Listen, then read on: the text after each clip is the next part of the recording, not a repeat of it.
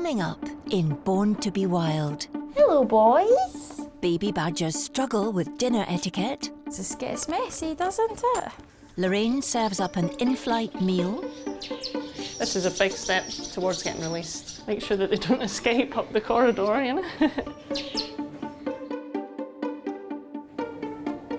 And a group of young owls return to the woods. Oh, that was amazing.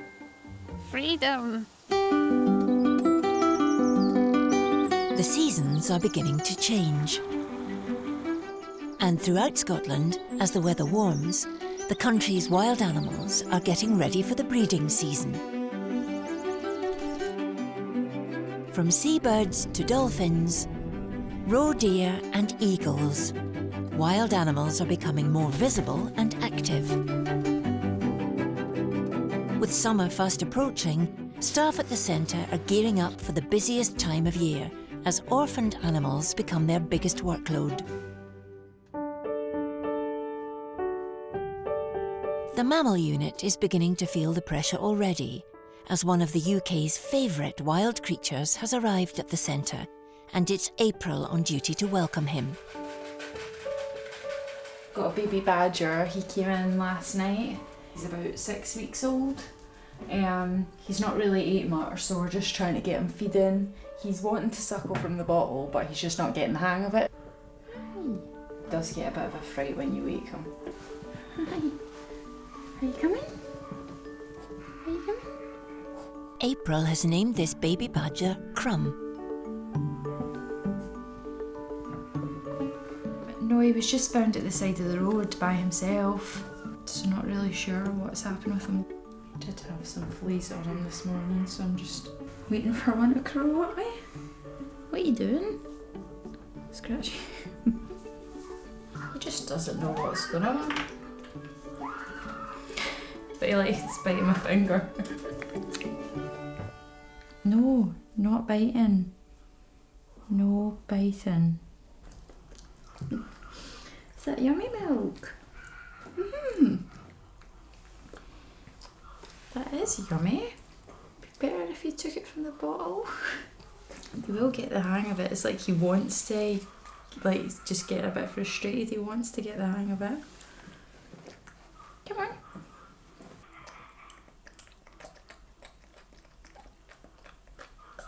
Not sure. I think he'd probably still be taking milk off Mum. He's still quite small. He just needs to get a good suction on the teat and then he'll be off. Crumb is getting there, but until he can feed himself, he'll be accompanying April home. Good job. Good job.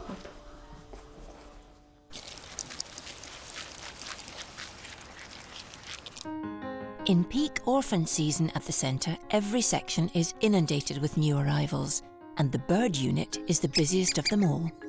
Head of birds Lorraine is in charge of the menu for the constantly hungry guests.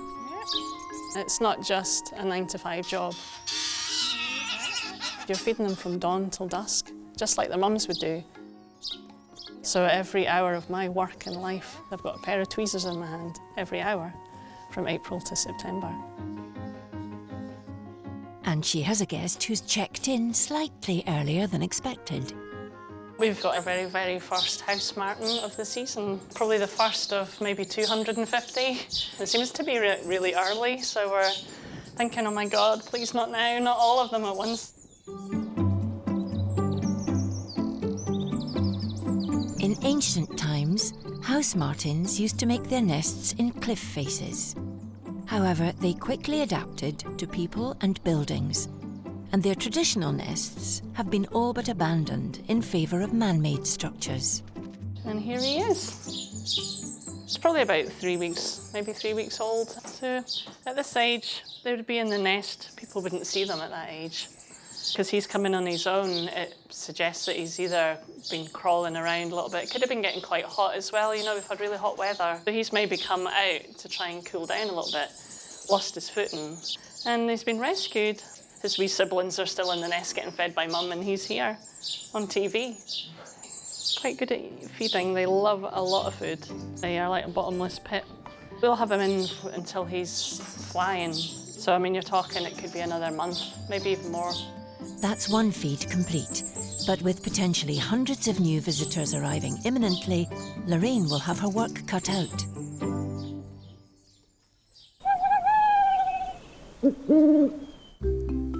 Baby badger Crumb has been a house guest at April's for 5 days. He's one of many, as the centre's summer influx of orphans shifts the staff's focus from treatment to hand-rearing. His feeding is coming along well, but he's still up to his old bitey tricks. But he'll soon have to learn to play nicely, as he's about to be joined in the centre by a new baby badger, Biscuit. You're so grumpy. Are you grumpy?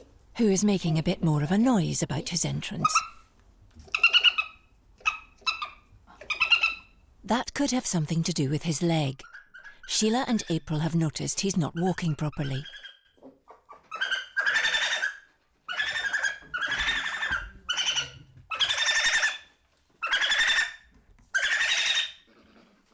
This is the new wee badger cub we got in, so he's just about the same age as Crumb.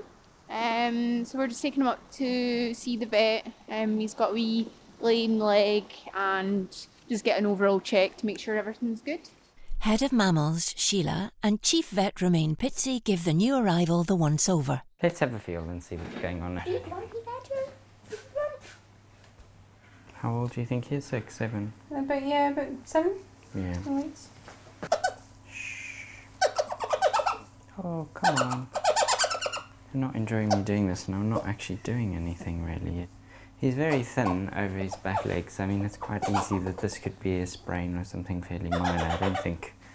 Be very surprised if you've got something broken or out of joint.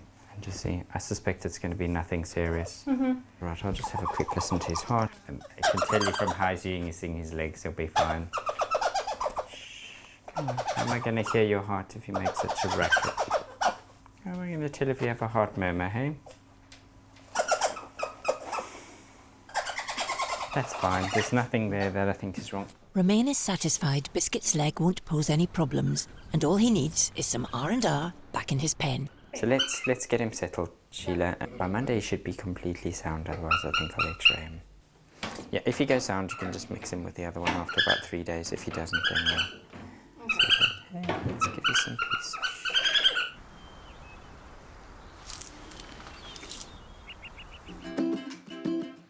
Once the bulk of the season's grey seals have been released, the seal unit reinvents itself as a duck creche, with dozens of mallard ducklings arriving each day from around Scotland, brought in by the SSPCA's team of inspectors. Occasionally, though, a more unusual species of duckling comes through the door, like these 2 tufted ducklings. So it's the 2 little black ones, but they're not big enough yet to go in a pool.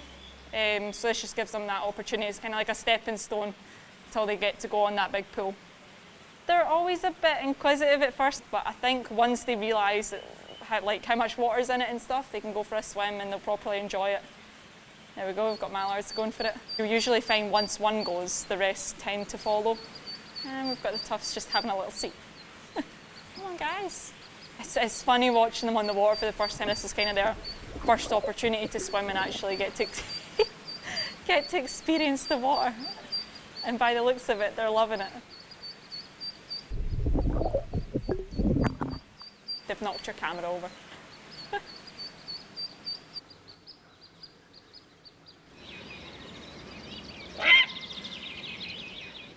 Lorraine's intuition has been proved correct, as the birdroom begins to get busier. Well, as predicted, more house martens have come in. This is our original one. He's in the fleece nest. Hey, you're looking very good. So you can see, because he's been fed quite a bit, he's used to us now and he's used to the whole procedure, so he's not frightened. Whereas these 2 have just come in the last couple, yesterday. So they're a little bit more scared. So you're just trying to build up this sort of relationship with them where they associate you as mum and they're not frightened. But it takes a little while with the little house martens, they're not as quick to start gaping, and it does take a little bit of time. And sometimes you do have about maybe 30 or 40 that are not opening their beaks, so you've got to manually do it. It makes the whole day a lot longer, you know. So the beak open, you just use your sort of thumbnail just to open the beak up like that. And then just grab a little piece of mince and you pop that in there. You have to do this for all of them. So your feed every hour could take an hour, you know.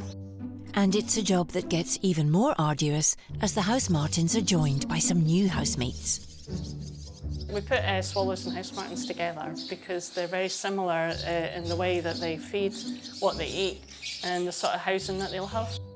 Another habit these little birds share is a conscientious attitude to good nest keeping. Well, you can see there's a wee bum coming out now. It's going to be a dropping done in 2 seconds. Oh dear. Keeping the nest clean, but have to tidy that up. That's just natural instinct. I mean, obviously the mums don't say, right, I want your bums out the door, I don't want any droppings in this nest. So obviously that's, you know, that's just built into them. House marten toilet training may be instinctive, but their table manners leave a lot to be desired. Swallows are much more refined, quite calm. You know, they never bully each other that much. House martens, on the other hand, you can see the squabbling, you know, I mean, these are quite aggressive little house martens. You can see they're biting my finger and they're really putting a bit of pressure on that. It's like, calm down. With more guests arriving every day, they're going to have to learn to rub along until they're ready for the next stage of development, where they'll begin their flight training.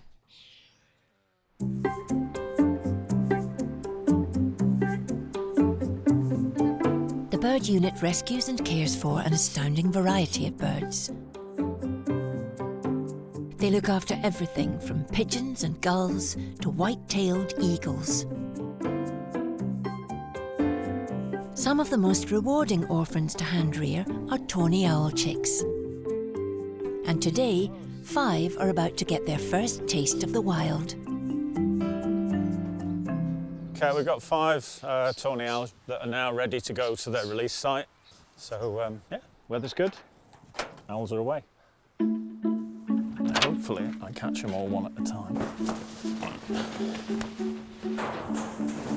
The whole idea is you try and, because you can't see them, you just try and get so they're standing on their feet. Because that's the bit that gives you the grief. And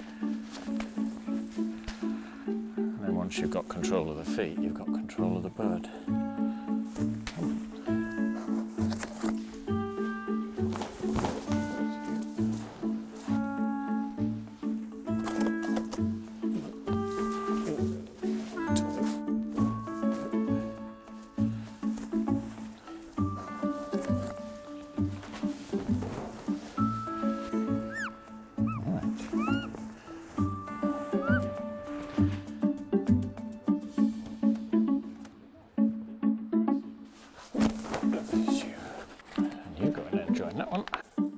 And that's how you catch 5 tawny owls. Well, I've done it before. Colin is taking them to be released on a prime piece of woodland 5 miles from Dundee. The location has been provided by Rosie and Jimmy Reid, long-time friends of the Scottish SPCA. I am in a wheelchair now because I have multiple sclerosis. I've lived with it. I'm not going to say I've suffered with it. I have lived with it for over 20 years. The garden and the wood, that's what keeps me positive, because how could you not be when you're looking out at something so beautiful and amazing? When Colin got in touch with us and he asked us if he could come and release them in the sanctuary, I was delighted. Okay, so we've got 5 tawnies for you, 5 tawny owls. First ones of this year. Oh. And 3 of them are from Dundee. Oh. So we thought, Bring them I'd home. be praised to bring them back, yeah? Bring them home. They're ready to go. Oh, look. So this is one of the tawnies. Oh, look at you. And he's still got some of his fluff. Oh, So that's all got to go yet. Colin and his team do a remarkable job for the wildlife. You can see the dedication in them. And then if you look at these wings, Oh, look. see how the edges are serrated? Yeah. It's what gives them the silent flight. Oh, wow. Everything they talk about, you can see it's there, it's not forced. They just are the right people for that job. But you certainly know what you're doing, Colin. You're so knowledgeable. Well, I've been practicing for a while. Off you go. Oh, look. He goes, totally silent. Oh, wow. He's gone up in his tree, he's found his tree. Oh, that was amazing. Yeah. It was fantastic. Oh, it was just so brilliant to see them. I've been looking forward to it for weeks. Wow, freedom. I'm really hoping that we might start to hear them hooting again in the night, because I always love to hear them hoo-hooing. And no, I'm looking forward to it. And I don't sleep very well, and I am awake a lot in the middle of the night, so we'll probably hear them hooting in the wood. And it's just a nice idea to think of them flying around at night.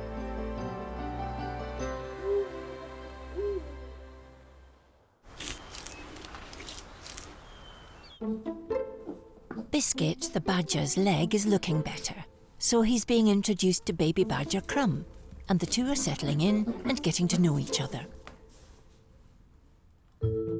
April is preparing breakfast for the growing pair. Crumb was with me for a few days in the house, and he was taking the bottle, but now he's more interested in solids. Just like most kids, these two have a sweet tooth. So there's some porridge with jam, honey, and peanut butter with a scone and custard creams. So they get it quite good here. Just a mixture of sweet stuff in their porridge. They're just trying to wean themselves, so just trying to get like easy stuff into them. I think a lot of us would come back with a badger if this is what it was like. I could eat this. But before you think about coming back as a badger, this breakfast is about to become a dog's dinner. Got some scrambled egg and mix a little bit of chappy in with that. It's what we feed the badgers when they're older. So just if they can get onto the kind of diet that they're going to be on, then it's just the best for them in the long run. Sometimes we do try and present it a wee bit, but you'll see when I go in with them, everything just turns into an absolute mess. Oh, you can see them. Baby badgers are the cutest. They're just so sweet. Hello, boys. Someone's out. Who's that? Biscuit. They like being together. They're quite happy to have affection and playtime. Because this gets messy, doesn't it? Hello. Hello, wee one. They're just so funny, like the personality. Hi, wee man. Are you coming? Come on. Come on then. Here he is. Hi. Despite being served the breakfast of badger champions, this is a tricky time for Biscuit and Crumb, as they're between the suckling and weaning stages, so April will need to coax them to eat. Are you not wanting this? Or you want to play? No, we're not playing. We're eating. They just like bulldoze through everything. They're just so messy. In the morning when you go in and you see a badger's pen, it's like they've wrecked the whole place overnight. It's just a disaster. Look, try. Copy Biscuit. Look at Biscuit, he's got it. They may not be impressed by April's lovingly prepared spread, but their newfound company makes their stay at the centre less stressful and increases their chances of release. Biscuit was screaming the place down the other day, and now he's just so much happier with his little friend. While Biscuit and Crumb run amok in their pen, the mess they leave behind shines a light on one aspect of centre life that staff would prefer not to deal with. Oh, just there's a little bit of laundry that goes on within the centre, just a tad. I think laundry's not the favourite part of the job for most people. The laundry is the biggest burden. I mean, it's a non-stop process. We never have an empty washing basket. It's manic, it's mental, it's just like, there's so much laundry. We've had volunteers come in to see if they want to volunteer. We've shown the laundry and they've kind of thought twice about it. If you don't see it yourself, you don't realise how bad it gets. Sometimes you can't even get in the laundry room for just piles of laundry. It's like the Himalayas. You walk past it, you're like, oh no, don't look in. The amount of towels and sheets and blankets that we go through is crazy. When you do this job, you realise how useful a towel can be. Well, you get the towels used just for a nice bedding, so the seal can just go on, just have a wee chill. We use them for just putting in the cages, we use them for on the floor to keep them clean. Sometimes you use the towel to restrain the seal. You can put them over their heads to stop them biting you, that's quite important. Sometimes you just create to make a little nest for the birds, or sometimes to clean things. Well, I mean, I'm never going to look at the towel the same way again.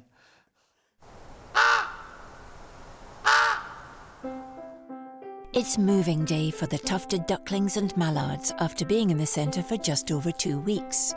And it's down to Sarah to prepare their new pen. There we go. Oh, tufty's on. Get out. So I mean, we'll keep a close eye on them. There we go. As you can see, the tufties are diving straight away. One of the tufties was the first on the water. So it just shows us that's naturally where they're supposed to be. It's where they feel good.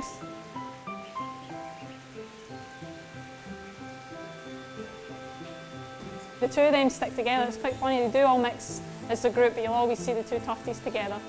Yeah, I think they're going to be just fine, but I mean, we can see that they're able to cope diving. The next step is making sure they can get up off the water, which some of the mallards are trying to suss out. I'm just going to move this breeze block just to give them another step to get up.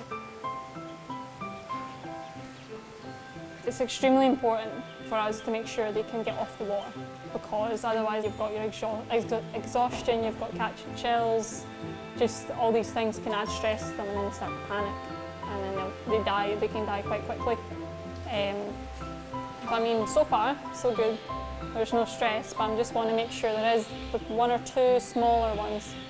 I want to see that they can get off okay.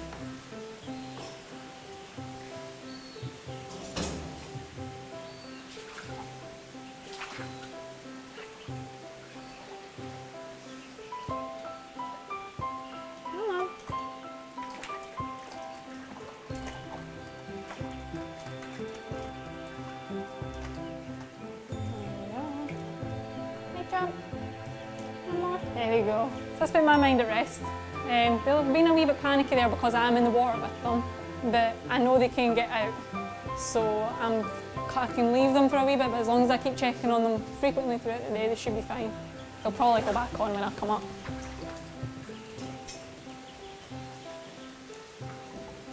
Well, the fact they're choosing to go back on the water as well, it's a good sign.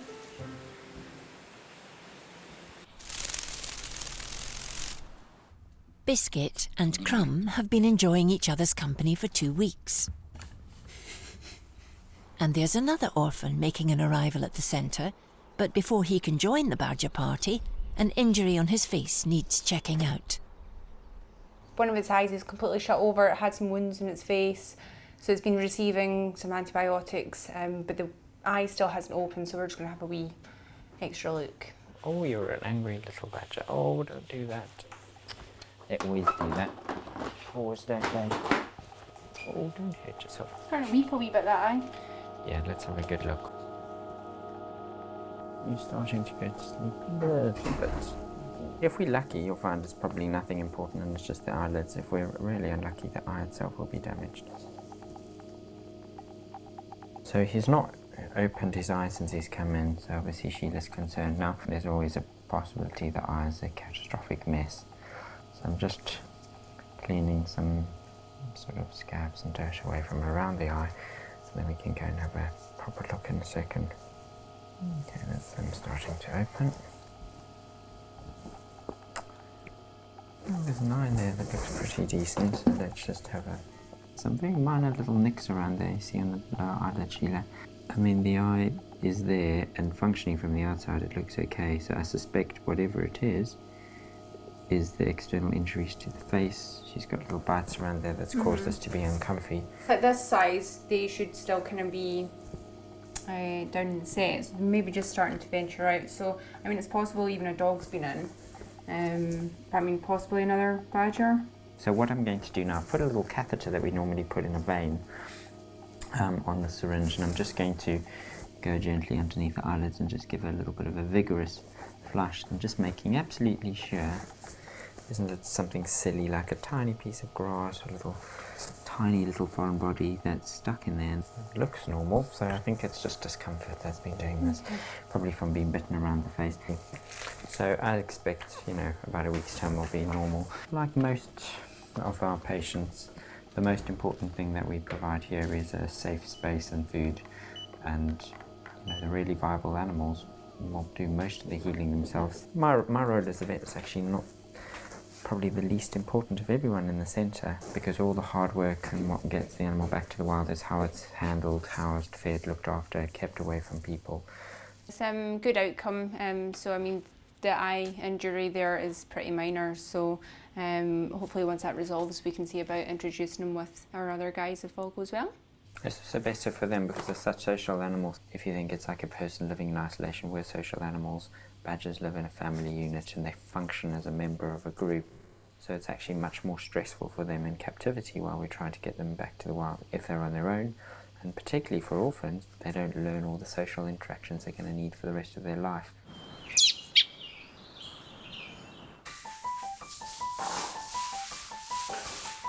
Excitement is building as preparations are underway in the flight room for the house martins and swallows on the wing training. It's a big moment. This is them getting really upgraded now, so instead of being put in these little cages, they can have the full flight of the room. This is a big step towards getting released. Make sure that they don't escape up the corridor, you know.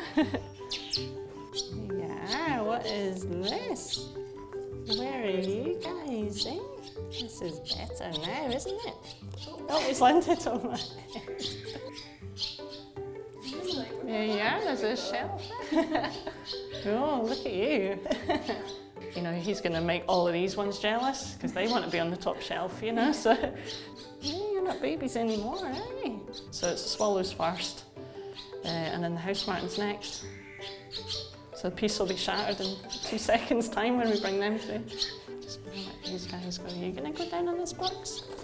Oh dear. There we are. Got some at the windowsill already. Wait a minute. Don't let everybody up at the window. Just.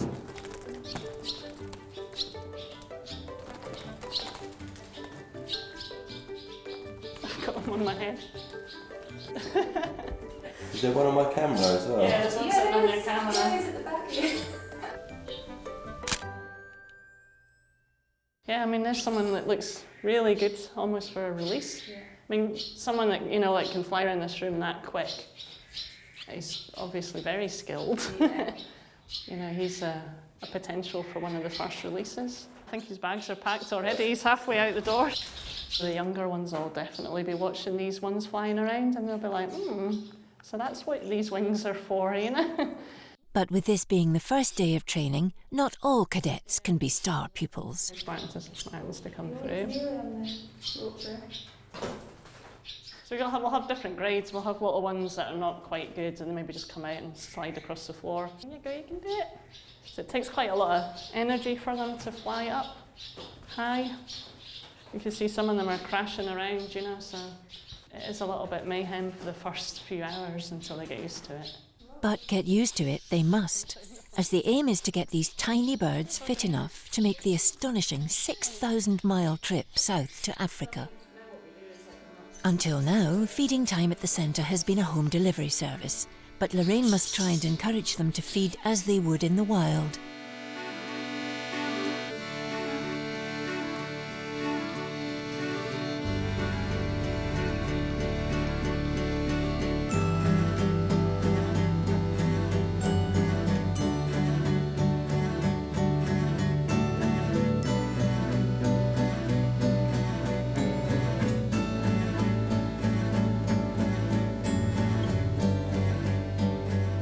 Some of them take to their new routine straight away, while others are still finding it all a bit disorientating.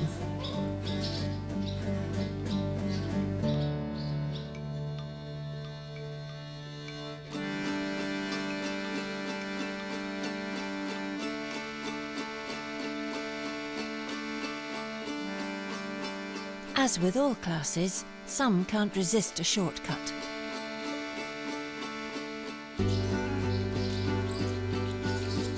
So while one swallow may not make a summer, a room full of swallows and house martins means it's officially the start of the summer season at the centre. It's the most enjoyable part of the job, I think, this bit.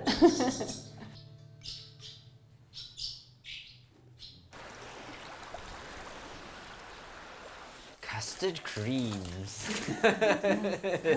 It looks better breakfast than I get in the morning. All I eat now is porridge with peanut butter and jam. Do you? Can't stop eating it. I think most people don't realise the badger custard cream scenario.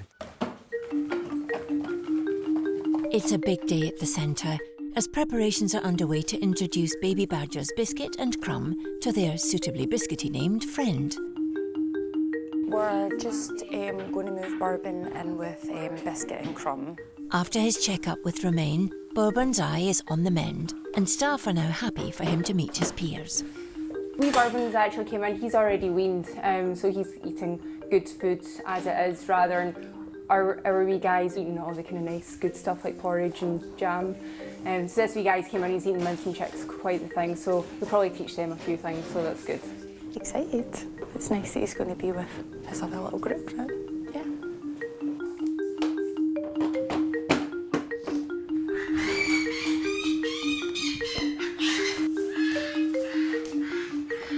And when making up a new room, it's the finishing touches that make all the difference. This is good for Bourbon. Once he's in and settled with this group, this will be his kind of area until release. So. Okay, if you get these guys out first. First to check out their new home is Biscuit. Hello, Biscuit.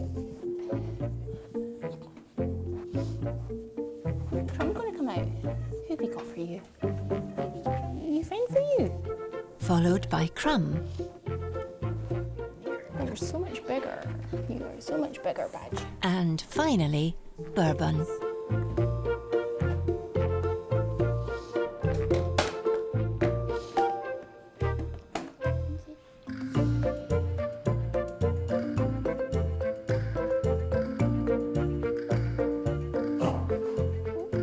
Crumb's quite excited to actually meet his new friend, whereas wee Bourbon's just a bit startled just now.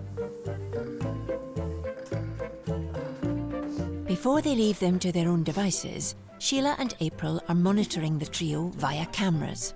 Just seeing how they're moving around each other, seeing how they're acting, if they're like making like bad noises at each other or jumping on each other. Just kind of any kind of fighting or noises we'll be watching for. Wee Crumb's definitely more on the ball than what Biscuit is, so Biscuit's just like, woo, great. Whereas you can see that Crumb really takes things in a lot more, whereas Biscuit probably just doesn't take life too seriously at all. I'd be Biscuit. I'm definitely Crumb.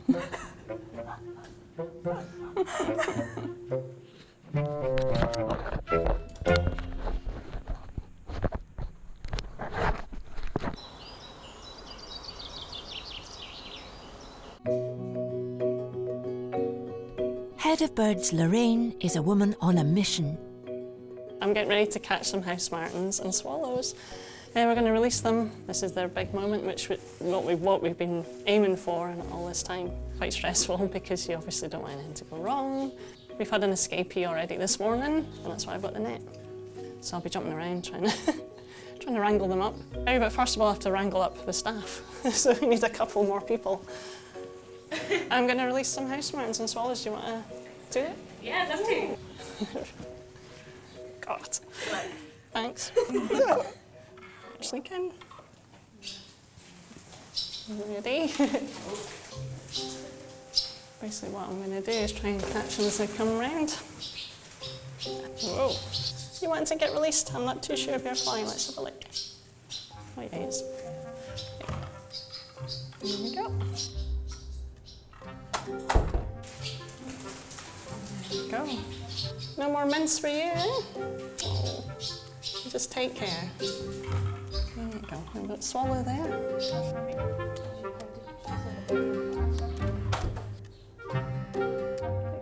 I like to hold their, my hands close together so they can see each other because I think it calms them down a bit if they know they're not just being cut up and held on their own, you know. You're kind of like, oh, okay, I'm not the only one.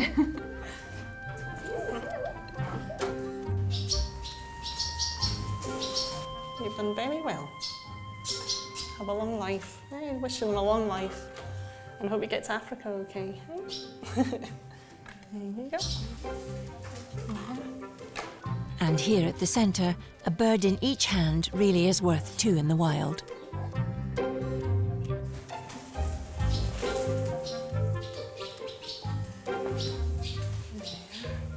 That's all of them just now.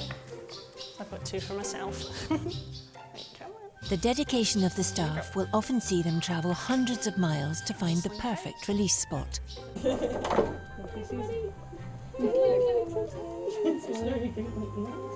But when your wards are already fully flight trained, you don't always need to travel quite so far.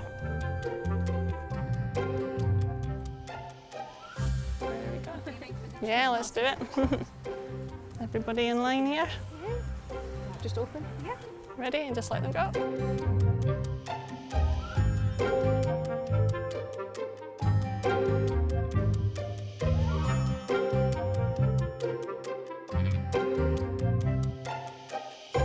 That's one squad successfully launched. Africa's that way. But there's still a whole formation team to be released. What's really nice about these releases is it's so good to share it with other people. You know, I mean, when do you get to all hold the little birds and just let them go? And... All ready, guys? 1, 2, 3, go! It's amazing. It's so nice to see them go. Because you spend so long like just rearing up from babies and suddenly seeing them flying up and joining the adults, and they've all taken off really well. So it's really, really nice to see.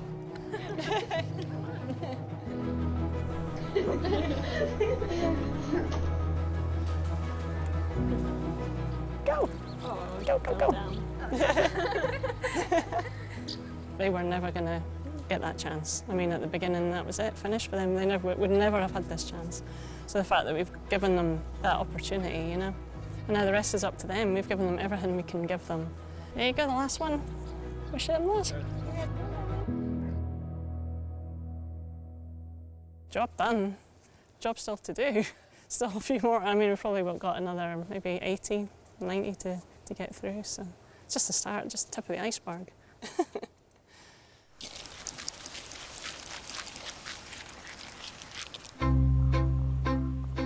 Sarah is saying goodbye to the 2 tufted ducks who have been in her care for just over a month. Now they're older, they've been separated from the mallards, and Centre Manager Colin is lending his expert pair of hands to help capture them for release. Today's a special day. We've got our 2 oldest tufted ducks. They're getting released today. They've been in since they were tiny, tiny fluffies. They've done so well. There's been no problems with them all the way throughout.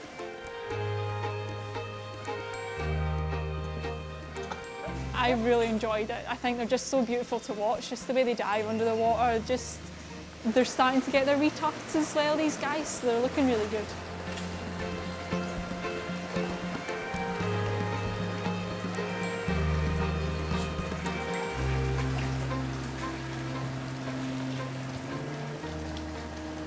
They're difficult to catch. If you're doing that every day for cleaning, it's a nightmare.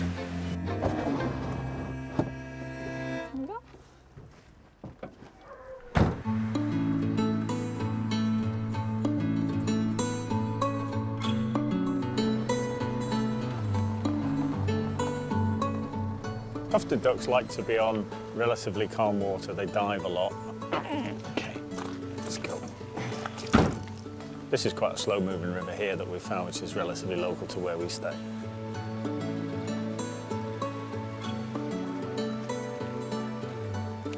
They're fully feathered now. They're perfectly capable of being independent. They're in good body condition, well fed. Life's pretty easy down here for a tufted duck, so yeah, they should do well.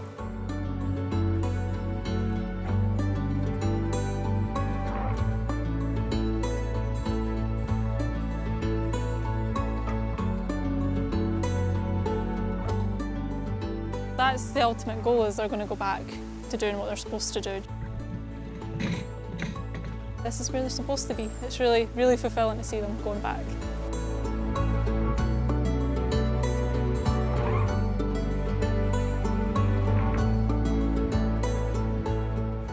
have seen them hang about a wee bit longer, but I mean, that's just me being selfish.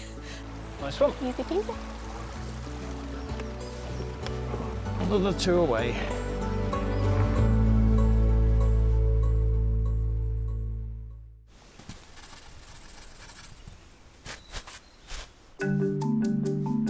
Centre staff work flat out in their respective units, so it's not always possible to share their experiences. But today, Sarah and Lorraine can share some success stories with colleagues Katrina, Emma and Kenise. We're so busy in our jobs that we don't get to see what other people are doing. So it's really good to have a little insight into what everyone's doing. Nice. That's brilliant. Brilliant. I love the underwater camera for the ducks. With the tufties diving, you know. Oh, so quick, just diving, just in, straight down. That's really good because that's a natural instinct. Staying under quite long, yeah, just for wee babies. I was putting everything in perspective, you know. You can see the water just flowing over their backs, the wee frog legs. Aww. Sometimes when things are in captivity, things don't happen instantly, so to see that was really awesome.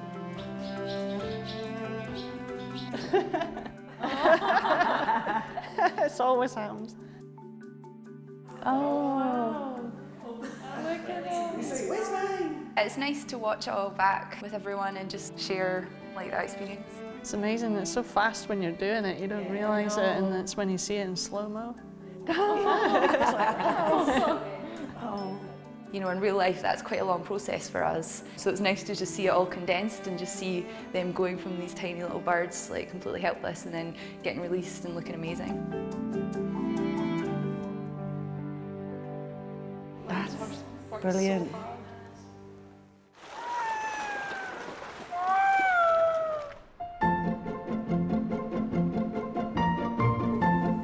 It's the end of the summer and release date for April and Sheila's adopted badger family. What are you doing? 6 months ago, Crumb arrived at the centre and April had to care for him at home. Soon he was joined by Biscuit and Bourbon. It's finally time for them all to go back to the wild. That's it. It's been lovely having the badgers. Crumb was just such a kind of privilege to have. It's just great to see the size of him and how well he's progressed here. So it's into the van and off to a top secret location for their release. Here, Colin and April meet a man with a passion for badger conservation.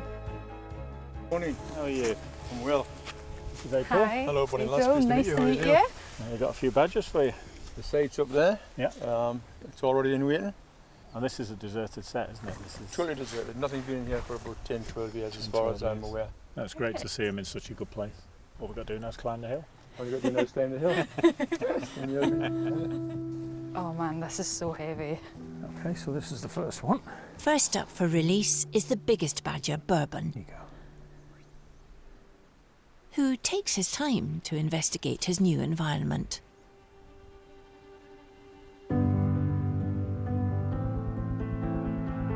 It's pure instinct. They know they belong underground. We bring them here in a darkened cage. As soon as we take the sheet off, they want to go in the dark rather than the light, and it usually works really well. Okay. That's so nice. Can you see any of it? No. Next out is Crumb, Ready? Can you just bolt? who shoots into the set. Pretty good. Yeah. Yeah, let's do another one. Finally, it's Biscuit's turn, Should be able to smell the other one. Go on, you can go in now. who takes an unorthodox route back to the wild. Biscuit and Crumb together, away down the hole. You can hear them kind of digging their way, making their way through. And with all three badgers safely returned to the wild, That's good, all underground. it's time for April and Colin to reflect on a job very well done. Okay, so how was that for your first badger release then? Yeah, good. Seemed to go well. Yeah, it's nice to see them go, isn't it? Yeah, so worth it. Yeah, job done. Yeah.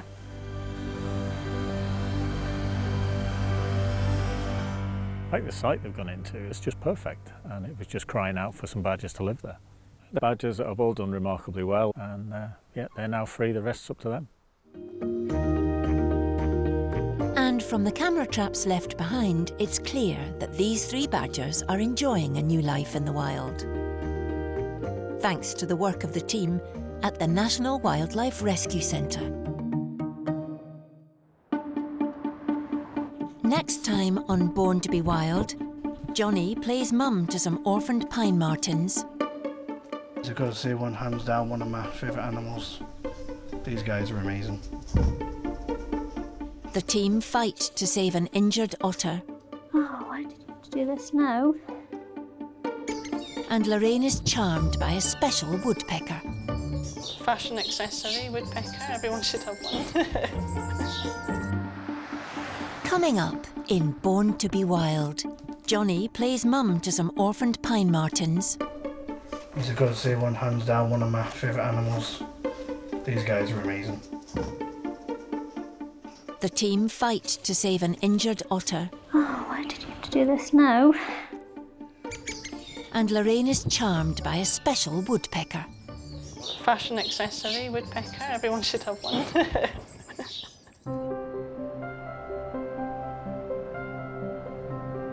Midsummer at the National Wildlife Rescue Centre is by far the busiest time of year. Some of the orphaned birds rescued earlier in the season are now being released, but that doesn't mean the numbers of animals coming in are reducing. In fact, Assistant Manager Johnny is about to have his hands full. What I love about my job is it's the variety. You never know what's going to happen. Every day is a challenge. Today, a very special orphaned mammal is being brought in, a 6-week-old baby pine marten. It's a treat for Johnny, and he's understandably excited. You're reminded how lucky you are to do a job like this, because it's not many people that will see a pine marten up close, never mind get to interact with one. And because he's so young, if we had another pine marten in, we can mix them together and socialise them. But because he's on his own, we actually have to be the social playmate for a little bit, just until he gets his bearings. Pine martens are one of the least familiar of Scotland's large mammals. Cat-sized members of the weasel family, pine martens can grow up to 70 centimetres in length. Once found across Britain, the pine marten was hunted to near extinction in England and in Wales. And in 1988 it was given legal protection. Scotland boasts a very healthy population indeed. They're now starting to slowly move through the Scottish borders and into northern England. It's possible this youngster was abandoned by its mother or was picked up by the public while she was moving her other kits to a new den. Before Johnny can get it settled into its new home, the centre's vet Romain gives it a quick once-over. That's the way I get bitten in the face by a pine marten. No, the ears are fine. Johnny's marten has a bit of a runny tummy, but it seems that's all that's wrong with her. It's had some kind of diarrhoea. It's always nice to just give him a lactate feed. It'll flush anything out that's maybe not agreed with her. Time for the pine marten to get some lactate on board, a solution that rehydrates and cleans out animals' systems. This is one of these ready-made earlier solutions from Blue Peter. It's not necessarily a bad thing that she's chewing it. She'll still be getting some liquid by doing that, because she'll be squeezing it out the end. If she was with her litter mate, she'd be fighting over the teats with her siblings. So, yeah, I mean, it's a good sign. It shows that she's strong. For the next few weeks, the marten, which has been named Aspen, will live in Johnny's house, which is on site, with Johnny playing the role of attentive landlord and mother. So this will be her new house, and I'll leave the towel half up so she knows where she is. So yeah, smelling a pine marten in here in a few days.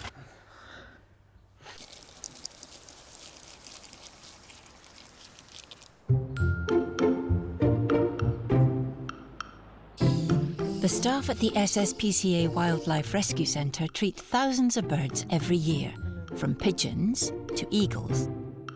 But every so often, there's a special character that really captures the hearts of the team. This morning, a woodpecker, who the staff have called Rowan, was brought into the centre after flying into a window. It falls to head of birds Lorraine to look after the injured bird. Rowan. And it seems that Rowan has taken quite a shine to her. It's a young greater spotted woodpecker. He's hit a window, you can see he's got like a wee baldy patch on his head. And he was really concussed this morning. He could hardly stand up, he was like wobbling around. But now he's recovering so well, so you see they'll take a little bit of mince. Many garden birds fly into windows as they see skies or trees reflected in them rather than the glass. The best way to prevent this is to stick a silhouette of a flying bird on the outside of your windows. Rowan is probably just a month or so old. These markens is like a juvenile markens. You see that red patch? When it gets older, that red patch will move down to the back of his neck, and then that's him an adult. Rowan seems to be enjoying Lorraine's mince. You can see there's a slight little head movement, you know, when he's trying to peck. You know, he's not 100%. But it's certainly enough it's not affected his appetite. Fashion accessory, woodpecker, everyone should have one.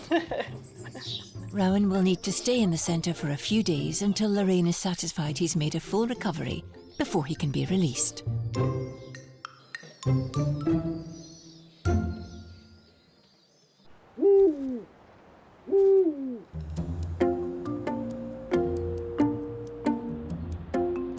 Centre manager Colin is on the road. He's heading back from Inverness, where he's taken delivery of a second pine marten kit. No, the pine marten was in care yesterday. They phoned us up from the Inverness Arc. Seems a little bit dopey, but then I should imagine that's the trip, and it's a hot day, and you know, the poor thing's been through a lot.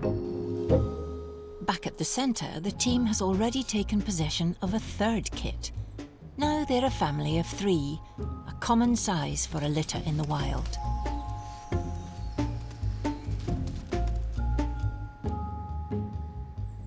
Pine martens all have individual markings on these bibs here, different collections of spots and things. This guy's got hardly any, he's just got a couple of dots there. So it should make him quite easy to identify. Today it's Johnny's day off, so head of small mammals Nicola is getting a turn at being mum. He's so cute, especially so young. I don't think I've seen one so young. And it's time for her to give this marten a feed of milk. I've actually never seen one so small, so I'm so excited. Hopefully it'll take. At the centre they use a puppy milk formula for their kits. First they're weighed, which is straightforward. But feeding the baby martens is not as easy. Sometimes wild animals just need some gentle persuasion and time.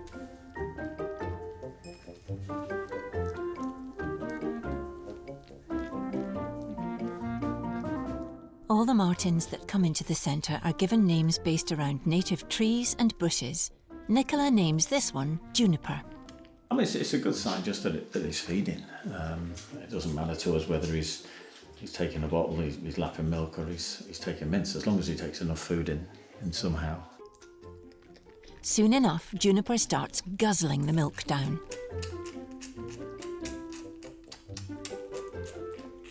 That was so good.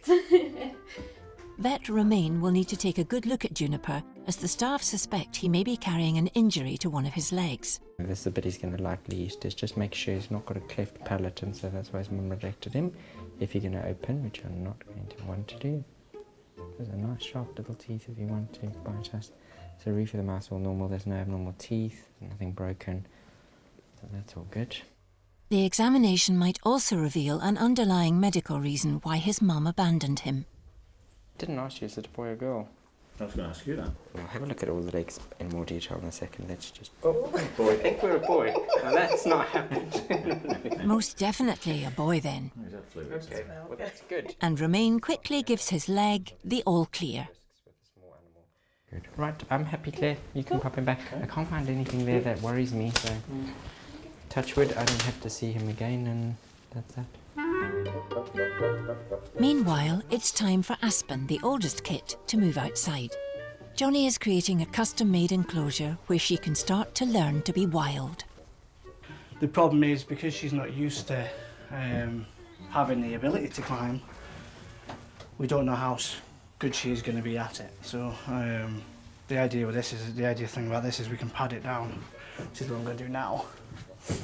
And then should she decide that she's going to have a little wander on the roof upside down and she slips, there's going to be enough padding to catch her when she falls.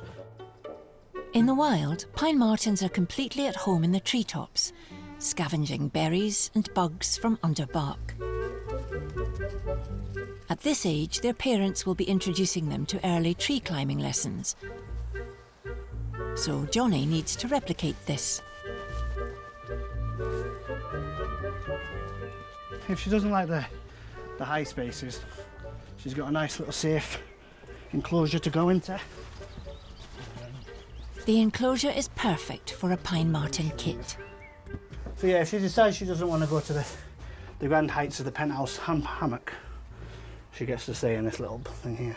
It's safe and secure, but the kit can also practice vital life skills, such as climbing. Yeah, she's a bit scared.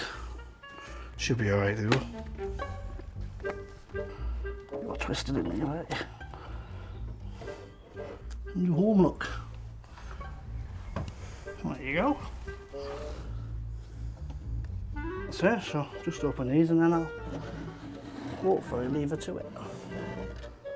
She'll pop out when she thinks the coast is clear, so yeah, just leave her to it and hopefully she'll settle herself down.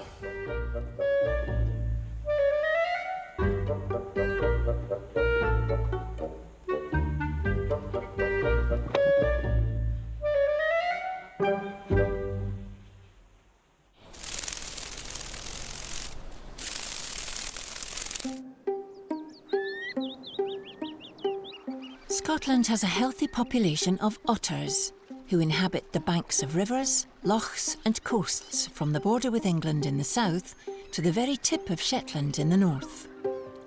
Shy and retiring, otters are naturally very wary of humans and often prefer the cover of night to leave their holts. The centre sees between 10 to 20 otters admitted each year. Some are orphans who have become separated from their parents. Some come in malnourished after poor weather, and some, like this one, are less fortunate and are admitted after being injured. This otter came in after being found in a snare that may have been set for rabbits or foxes, or could even have been laid to deliberately catch otters, something that's illegal in Scotland. Vet Alistair has already anaesthetised the otter and is ready to inspect the wound. It's a lot worse than what I was expecting. What that actually shows is how bad snares are. That's the sort of thing they go through, and that can't be a humane way of controlling any animal. Snares are supposed to be checked every 24 hours. It appears this one probably wasn't. You then have to find out who set the snare. Just because it's on someone's land does not necessarily mean the landowner's the person that set it. We have a special investigations unit who deal with that sort of thing and investigate things like that, as do the wildlife police. Otters have thick waterproof hair which needs to be shaved off before Alistair can really inspect the wound. Trying to get this as clean as we can, which we have done by flushing and drying up, and it looks a lot cleaner already, as you can see. Since the Scottish SPCA may wish to prosecute whoever set this snare, Colin has to take some photos as evidence for any future trial. Stitching up the wound isn't the only concern for Colin and his team. If we can keep infection under control, then he should heal. All things being equal. That's him not eating the sutures out and nothing else untoward happening. Thanks. After an hour on the table, Alistair has managed to close the wound. Eventually, if all's well, if he heals up fine, he'll just be left with a little scar, but the fur will grow over the scar, so there won't be much to see. But since he isn't full-time at the centre, care for the otter will fall to Colin and Sheila. First seeing the wound, it looks pretty bad. It's essential for an otter to have a really good coat. It provides them with all their insulation, it provides them with their waterproofing, and if you think of the environment they live in, they can't afford to get cold, they can't afford to get waterlogged, so the coat's got to be perfect. And when this is finished, there's going to be a large area of coat missing. So even once the wound is healed, we're going to have to wait till the coat is fully back to normal before we consider letting him go. In the meantime, it's back to his enclosure to recover from the operation. For now, all the team can do is cross their fingers and hope for a full recovery. Yeah, the idea is we'll just leave him, let him come out in his own time. We've blacked out some of the windows, it's all subdued lighting in here. And once he's back in his box, he'll be quite comfortable. Hopefully, fingers crossed, it's more being in captivity to see how he kind of gets on. He's been pretty canny so far, so he just sleeps and eats, so hopefully he'll be okay and we can get him a wee bit more space and it'll make him a bit calmer and relaxed.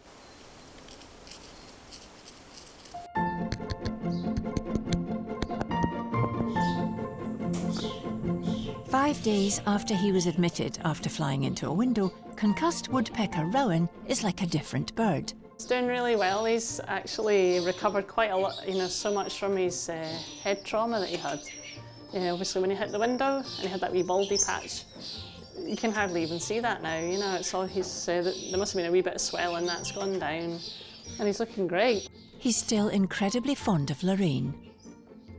He's using me as a tree trunk. Right? So this is what they would do in the wild. They would climb up and down. The tree trunks have got really good grips on their feet, and you can see how he jumps up. He sort of jumps and leaps up. So you get your feeling that he's starting to think about maybe flying at some point. But just now it's a lot of climbing. In the wild, woodpecker broods are fledging and dispersing into woodland. It's a time when there are plenty of bugs to feed the new young. But Rowan is getting star treatment in Lorraine's care. She has a novel idea to get Rowan back into the habit of feeding as he would in the wild. So it's just like to give him a little bit more something to do, So it's like emulating what they would do in the wild, pulling little grubs out of holes in the wood and what have you. So we'll stick that in and see, because he's hammering away. He's obviously wanting to do more things. So put that up there and see if he's interested in that. It takes a few minutes, but Rowan finally gets the knack of his new way of dining.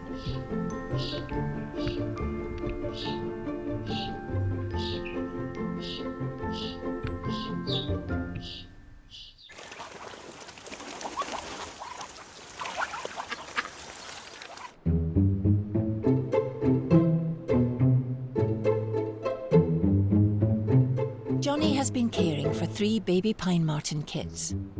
Aspen, the larger female marten, has been moved to a bespoke enclosure. And now it's time to make them a proper family by introducing the 2 male kits, Juniper and Birch. I'm just going to give him a quick bath, which he might like, he might not. It's a final chance for Johnny to have Juniper and Birch in the hand before the rewilding process starts. Well, it didn't fly us down.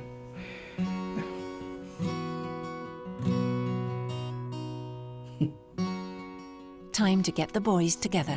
They've obviously smelled each other for the last few days. As you can see from from the size difference between the 2 of them. He's obviously a lot smaller. This is one of the best things about this job is that I'm now going to get to watch these 2 pretty much bond themselves. They might like each other, they might not, but as you can see already, he's a lot more interested. I don't even think he's noticed yet.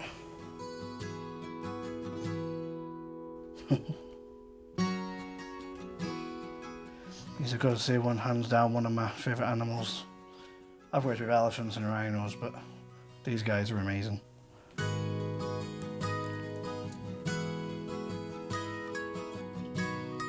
They seem to be getting on like a house on fire. Now the time has finally come for the 3 to meet. In the wild, pine martens are solitary animals, only coming together to breed and bring up their young. Once the young reach maturity, they split up and move into territories of their own.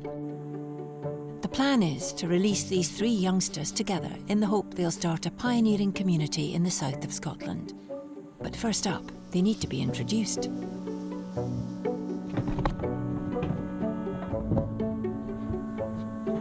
Though Johnny has given them the best start in life, it's important that for the next stage of development, these pine martens become truly wild, which means no human contact. To monitor how they're getting on, the team have installed an array of camera traps. Because they have to climb to heights, and you're always worried, are they going to be able to manage that? Are they going to be able to do it? I mean, they always surprise you with what they can and can't do. And you're sitting there thinking, oh no, because they're just exploring and they're just little kids basically. You get to see them do things that you wouldn't be able to see them do if you were looking after them on your own.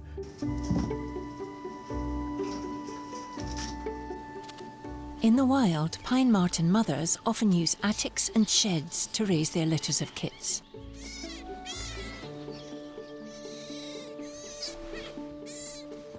In situations like this, loft insulation often provides perfect bedding.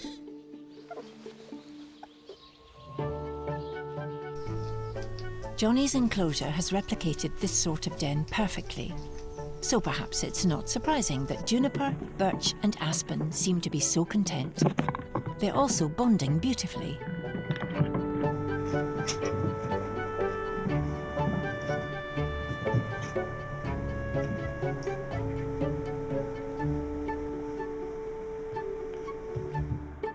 It's going very well.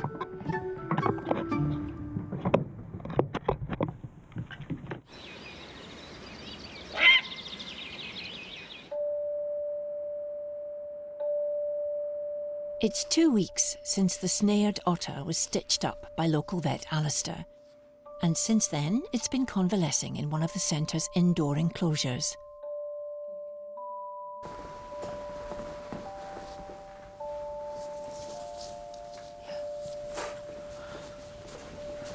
What's the weight of this? Full crush.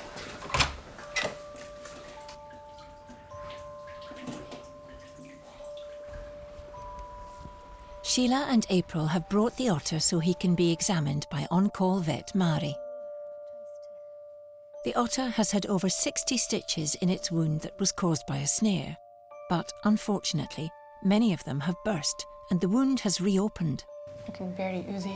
Yeah, it is, isn't it? Hopefully that's enough to okay, just get him release. sleepy, so just pop the blanket back over him.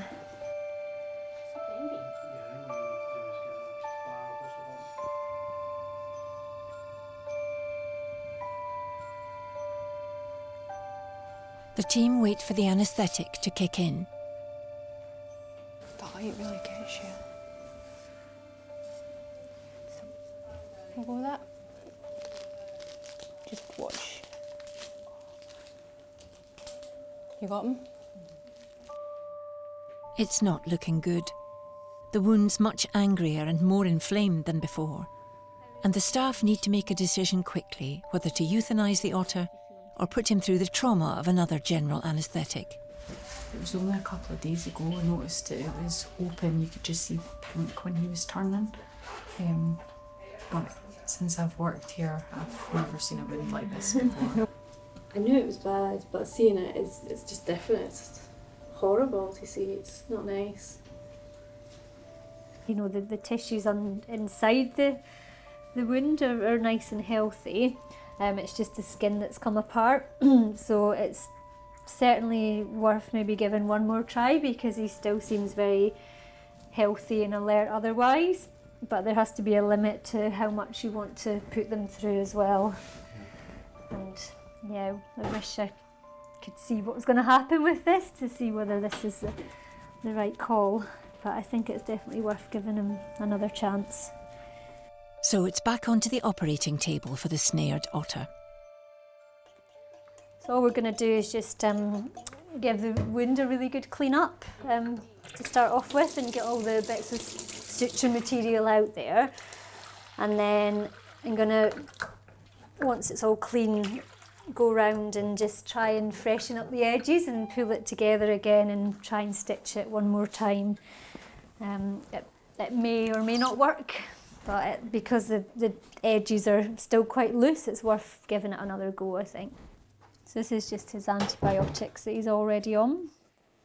We don't know, you know, when he wakes up from the anaesthetic how he's going to feel, and we don't want him to miss out on any of the doses of his medication. First job is to remove the old stitches, some of which have broken. The wound is then cleaned with an antiseptic gel. As going under an anaesthetic is dangerous for otters, he's constantly monitored by Nicola. I monitor his heart rate and his breathing rate as well, so constantly counting in my head. In order to get the edges of the wound to fit together, they need to be shaved.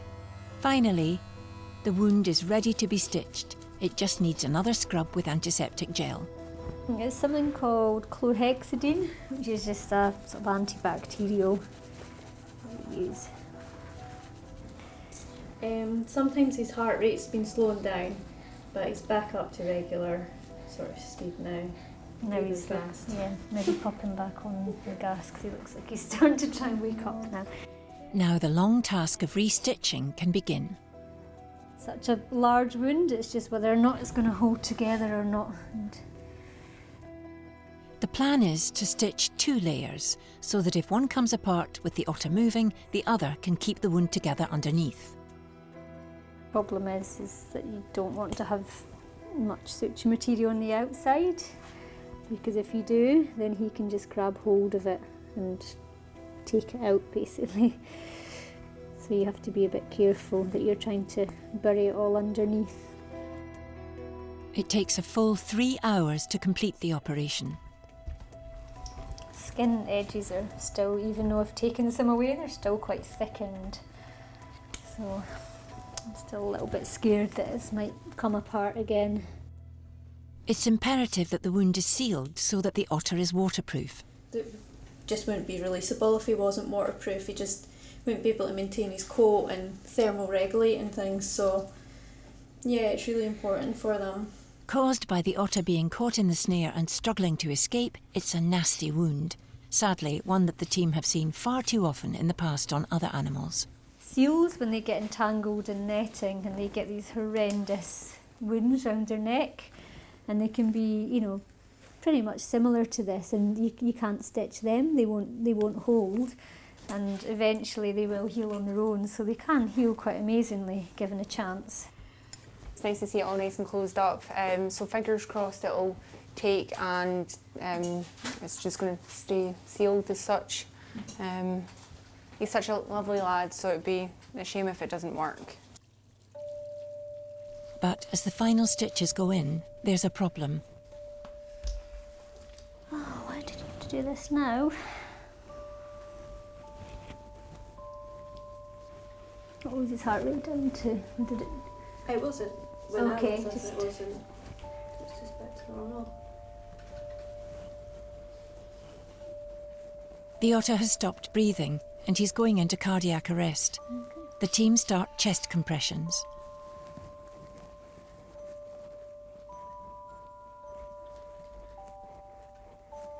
But I think he's gone. It's the worst possible news. Just as the team finish the operation, the otter's heart has stopped beating. No, we've lost him.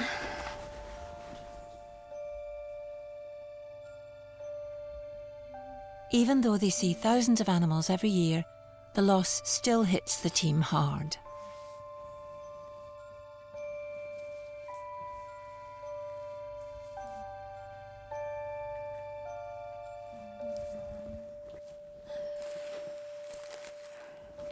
It's a wee shame because, you know, it's something that's happened through man and such, putting down nasty traps. It is really frustrating because he did quite well the whole way through. I mean, he had a couple of ups and downs, but he generally was stable, and it was just really, you know, gutting for him to just do that right at the end. They've had that second chance before they've, you know, getting here in the first place. you know, if he'd been stuck in that snare for longer, you know, that would have been the end of him. So just to come here and have an additional chance is something.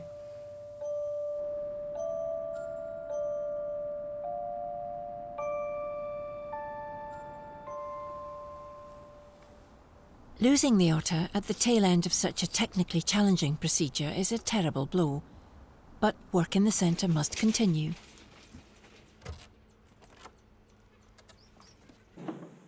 Johnny's pine marten kits have grown so rapidly their accommodation needs an upgrade, so he's getting to work building yet another custom enclosure for them.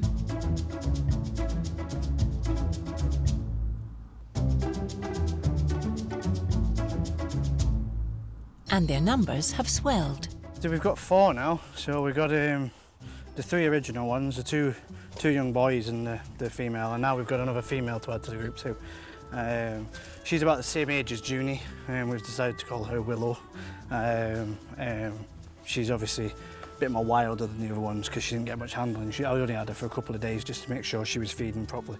She came in with a different story. She was a pine marten that's been left by its mum and is just not coping, so she was a bit emaciated and a bit thin, so we just fed her up a little bit. She's been with Junie over there in the indoor area just to kind of get used to climbing, so we know she's okay. And now we both assessed them, came in yesterday, both hanging off the roof, so yeah, it's time to move them over to something a bit better, and hopefully they'll all get on.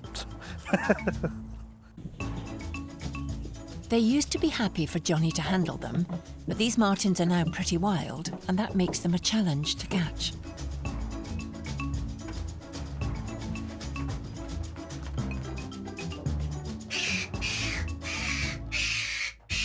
Juniper seems reluctant to leave his current accommodation.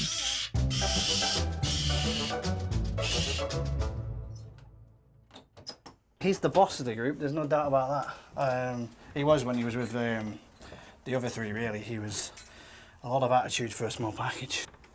Cool. Yeah, this is a big step for them because it's a final step before we release them. It's not necessarily a quick step, but it's a stage necessary for us to assess whether they're ready to go or not. If they can handle the logs and the climbing and in the aviaries they climb right to the top and they can get up and down, no issue, then we've got no concerns about them.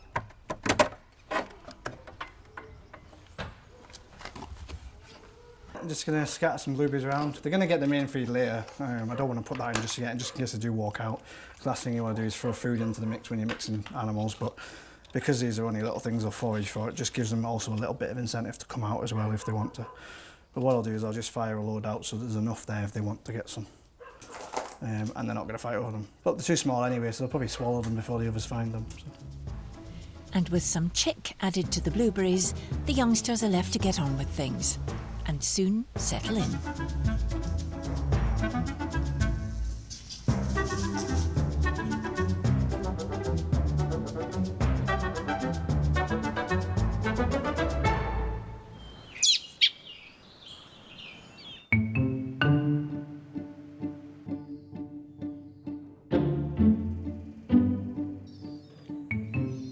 It's 10 days since Rowan, the concussed woodpecker, was brought in, and he's made a full recovery.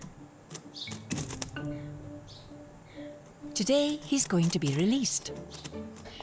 It's saying goodbye to Rowan, my wee pal, the greater spotted woodpecker who came in quite a while ago. That was about 10 days, 11 days he's been with us. And he sort of, when he first came in, he was all concussed and his head was all over the place and he could barely stand up properly or eat. And now you're just like a total grown-up, eh? You're doing so well. It'll be sad to see him go though because he's such a wee character. You always come in and come and say hello to him in the morning. Eh? I mean, everybody loves him, and I think because he's one of the first ones in as well, it was like a special moment as well, you know. So everybody said their little goodbyes and shed a tear, and they've taken photos. So we're all ready for him just to go. Be very careful.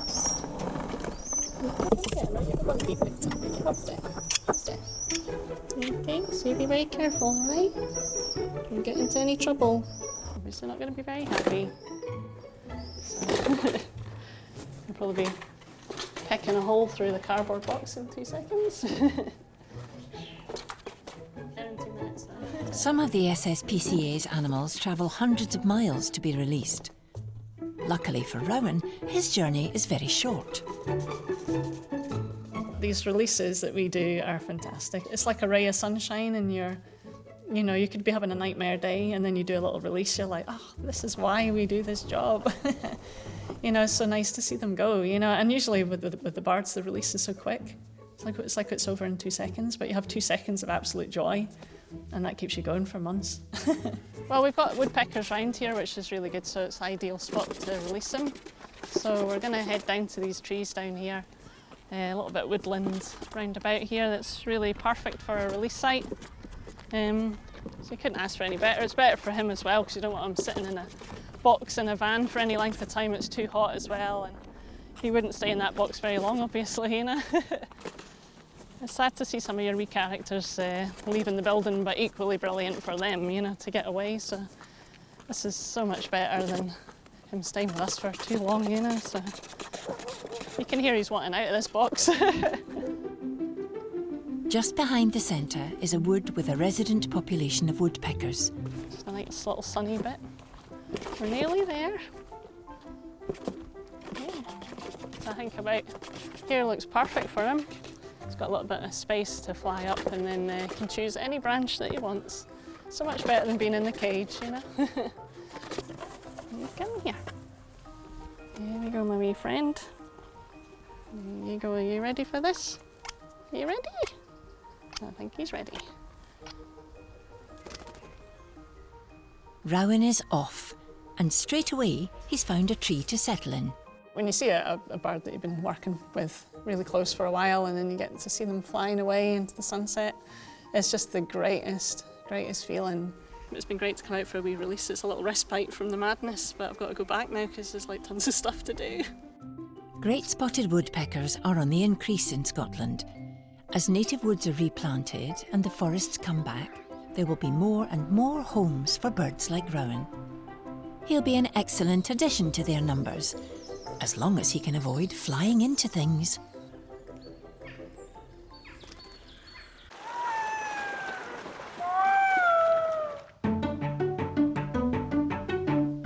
It's nearly time for the 4 pine marten kits to be released.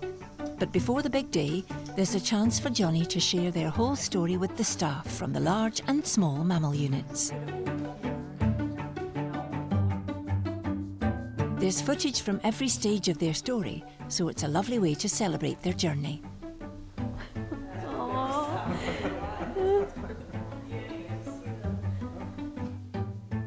They were just so small when they first came in.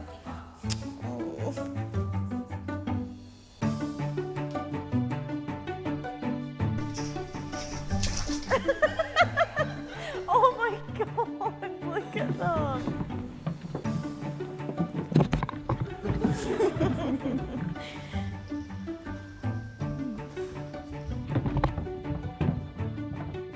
Oh, no, it goes the...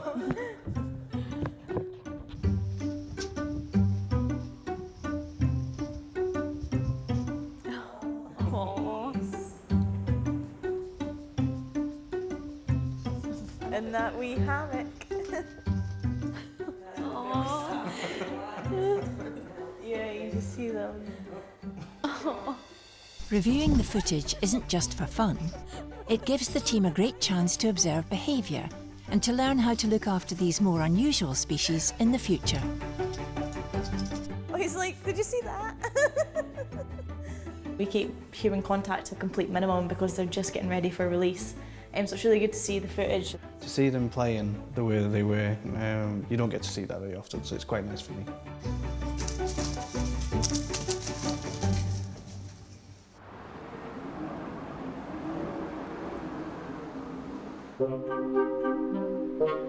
Finally, the big day has arrived. It's time for the pine martens to go back to the wild. Well, what I'm going to do now, me and April, we're going to go out and we're going to catch up the pine martens.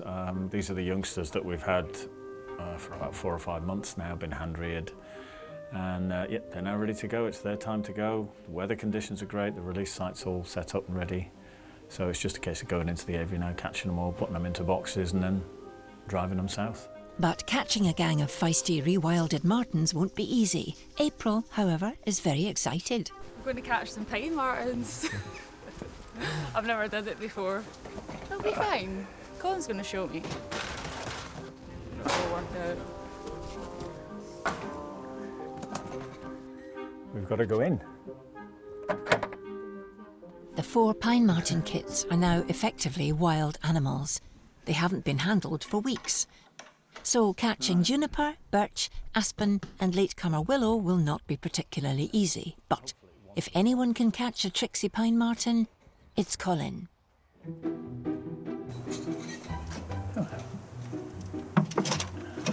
Okay, I've got him. He's a big lad. That's one. Closed. The first one comes easily enough, but the second is a bit more crafty. He runs out, just grab that net. Okay. Yep. It's 2. As is the third. Oh, not yet. Okay. Right, over this time. Okay. Okay. Watch your hands. Hey. Job done. Oh. Luckily for April, that was pretty straightforward. That's the easiest that's ever been. Normally we're chasing them everywhere. That is because I'm young. It is, yeah. Colin's obviously got a lot of experience doing it, so it was just a case of getting them in the box, grabbing them out and putting them in, and they all kind of went in fine. Now it's just a matter of heading down to the borders, where Colin has been given permission by the landowner to release them. Oh, I think that went really well then. Yeah. They're so heavy. The martens are being released on the border with England, where there are no native martens, in the hope that they'll become a pioneering population.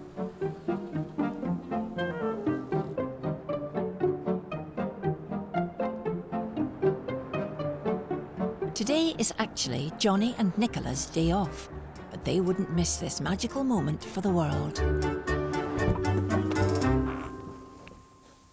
For assistant manager Johnny in particular, they're practically family, so saying goodbye to the kits is going to be an emotional moment.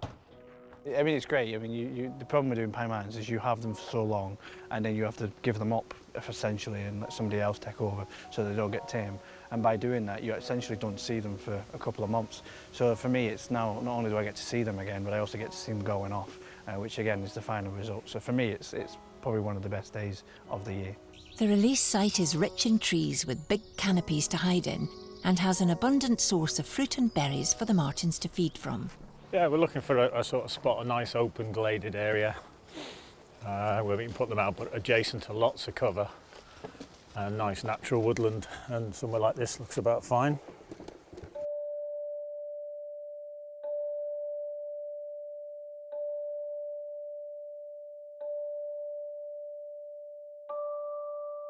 But despite 5-star accommodation being arranged for them, the martens seem happy to stay in their carriers for now. We've got all these new smells. There's us standing here as well, which is a bit unusual.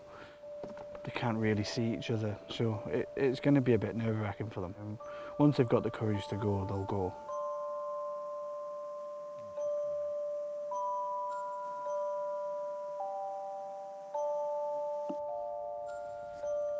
Come on, guys. All you can do when you let them go is hope that you give them the best chance. But these pine martens are not for moving.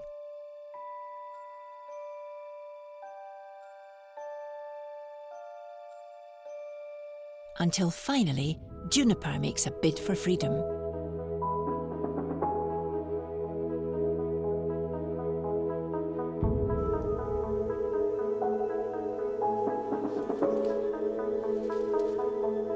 Followed swiftly by Birch.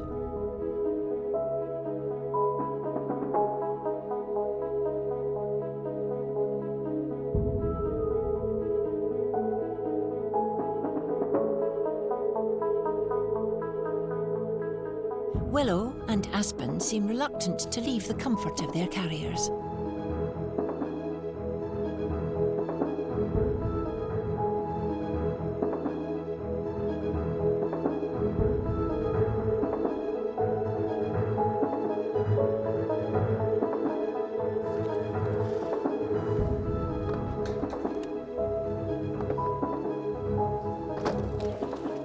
But with a bit of encouragement, Willow makes a break for it.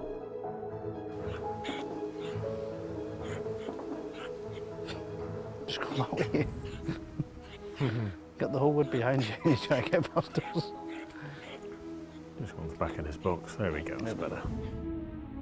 Followed finally by Aspen.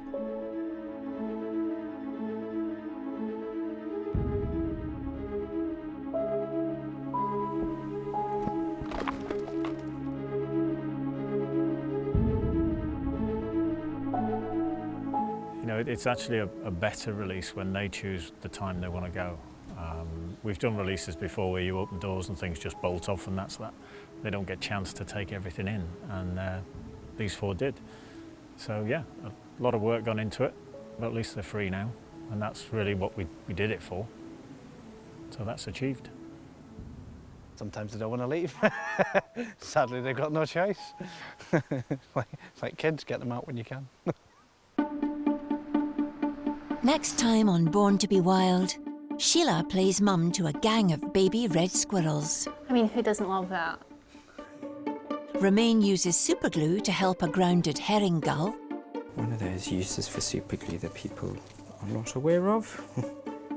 And Lorraine takes charge of Jack Sparrow, the tiniest orphan of the year. You know, you feel quite honoured to be looking after a little soul that's so small. Coming up in Born to be Wild, an orphaned seal proves a puzzle for staff. We love her, but she's a challenge.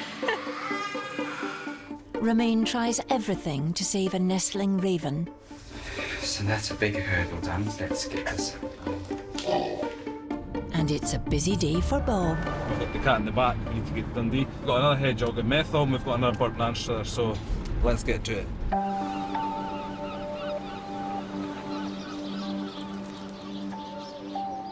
The UK is home to 2 resident species of seal, the grey seal and the harbour seal.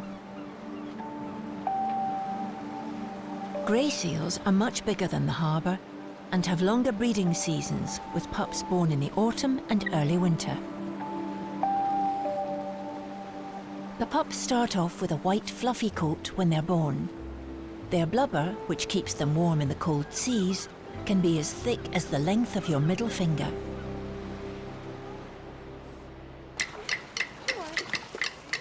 The Centre's seal unit is the newest of its kind in the UK and can accommodate up to 60 seals at any one time. Whether they come here due to wild weather, being orphaned, or mistakenly picked up by a member of the public, this team's mission is to get them back to the wild. Yeah, that was nice. And running this state-of-the-art facility is Head of Seals, Canice. I just love them. I absolutely love them. I love their little personalities and the way they are, just the interaction with them. I don't even think I can describe in words what they actually do mean to me. This is Plumber. They're all very, very different. They're all very unique. This is Timon. Wee Pippity. Even smaller Bagheera. You also get the ones that need a little bit extra attention. And this is Boppity.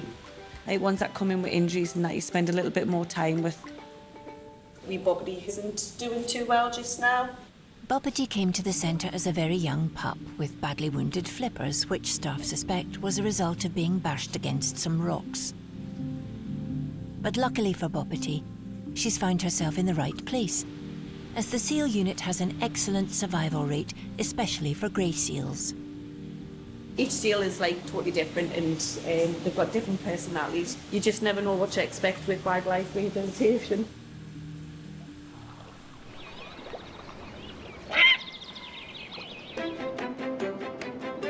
Every year, the centre's bird unit takes in thousands of birds. be it injured adults or fledglings who have been found out of their nest and unable to fly. In a typical year, the team saves over 3,500 wild birds. Head of the bird unit is Lorraine. Got accessories. She gave up a career in graphic design to follow her passion and has been with the Scottish SPCA for 16 years. And today, her latest guest is causing all sorts of excitement. Check this guy out. This is a nestling raven, and you can't get much bigger than that. Ravens have been part of our culture for hundreds of years, from the Vikings to the present day. The largest member of the crow family, these scavengers can live up to 17 years. Collectively referred to as an unkindness of ravens, they are incredibly intelligent and mischievous birds. It's really special to have one, and I mean, we don't see them that often in here, so the minute he came in yesterday, everybody was flocking down here. He's probably about a month old. He's fell from the nest and injured his wing. And Lorraine has called this baby bird Rory. He's a really lovely natured bird, you know, and I mean, people don't realise just how, intelligent birds are, you know, and how they can give you a lot of one-to-one sort of connection, you know, a lot of eye contact. Head vet and specialist veterinary surgeon Romain Pitsy is keen to have a look at Rory's wing to assess the damage. I can't see things that are fractured in there. Shh, you're just going to injure your wing. Right, okay. Nervous patient Rory is not happy being examined. So Romain decides to give him an anaesthetic to prevent any further damage. Shit, we'll stick your whole head in. It's less stressful for you. How's he looking? Sleepy? Getting there. Hello, sausage, let's put you down. I'll get this. So let's just have a very quick feel while he won't hurt himself. So the problem is it's not just this feather. These feathers are breaking. Look at this. He's had something really go badly wrong with him. So that's not a great start to life. And then we'll x-ray that wing actually.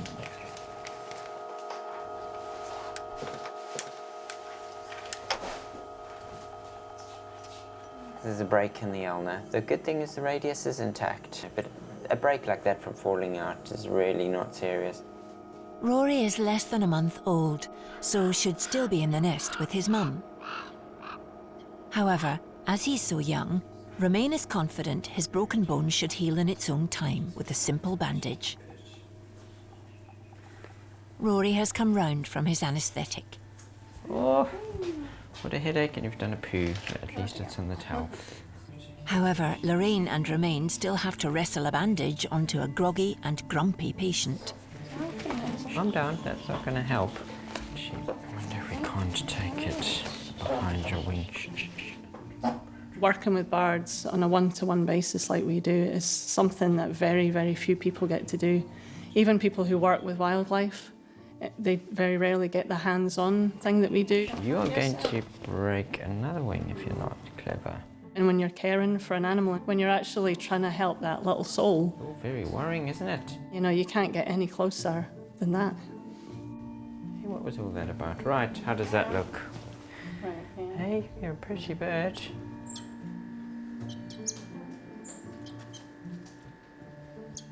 I don't think he's looking very happy with his bandage on now. He's looking a little bit fed up. While Rory may be feeling sorry for himself, this is the best chance he's got if he's to make it into the wild.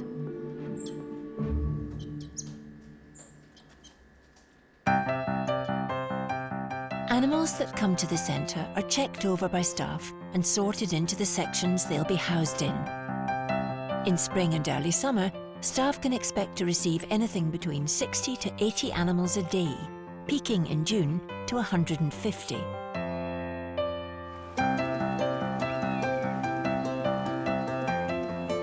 They come from all over Scotland, either brought to the centre by a member of the public or dropped off by one of the many animal rescue officers who collect casualties from around the country.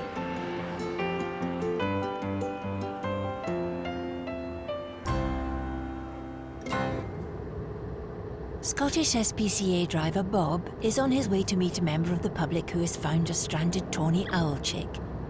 It's the first stop of a busy day. Got to get to Dundee. From Dundee, we've got the cat in the back. We need to get to Dundee. We've got another hedgehog in Methil, and we've got another bird in Anstruther, so let's get to it. Perfecto. Hey, are you all right? I wonder if I can open the door. Aha, perfect. Bless him. Let's have a little look. Yes, I just saw him on the ground, but my dog was going to go for him, so I thought he would just go back to him. That's it. I thought the only thing I could really do was kind of pick him up, and to me, he didn't look well. You know, Yeah. just you see an animal on the ground, and he That's didn't look well at all. That's the right thing to have done, to be fair. He's a Yeah. young chick, it's a young tawny owl, you can see. How old do you think he is? This guy, he's maybe only about a week old, something Oh, like that. is that Yeah, old, he's going to be very, very young, but you can Yes. see the feathers are starting to come through. Tawny owls would normally leave the nest around 5 to 6 weeks, but they stay close for another week while they test their flight skills. We'll take it into the he's so Wildlife Centre and cute, she'll be aren't you? fine. Very sweet the way. Yes, isn't he? Yeah. A wee ball of I know, fluff. I was trying to name him actually as I was going round. We'll just Yes, call him he's Fluffball, Fluff that'll Ball. be fine. Yeah, he's Yes, cute. he's- But thanks very much No for that, we problem. really appreciate No, I'm glad that. I did the right thing Ah, anyway. you're fine, not Thank a problem. you. Cheers for that. Cheers. Before the tawny owl can be delivered to the centre, he'll accompany Bob on his rounds as he picks up other passengers. There's no such thing as a typical day in this job, because I'll tell you something, you never know what you're going to deal with, because we deal with everything. Most of your calls are wildlife, probably 90%, easily. Next stop for Bob, the town of Methil, where a hedgehog has been spotted out in daylight. Hedgehog out during the day, typically there's usually something wrong with it. As far as a hedgehog's concerned, if it's dark, it's coming out. That's pretty much how they work. They're going to leave it in a box if they're not about. They've done the right thing by picking up. I mean, it's curled up. I mean, it looks, for its size, it looks a little bit thin. You can always tell with hedgehogs because you can see the spines are quite loose. See, I mean, he's not as tight. For that size, you'd expect him to be, you know, like this, and very, very tightly packed. And I'm only smelling him just because if he's got an infection, if he's got a wound, you would smell it. You would smell the infection off them, you see. He doesn't smell at all, so he's all right. Yeah, we'll get him in the centre, thank you. Best place for him to be. Just checking on my cargo. Hey, yeah. He's looking up at the wheel, looking at me. That's too cute. Open the box now. I was like, what are you saying? With another passenger on board, Bob's next stop is Dundee, where there's a surprise in store.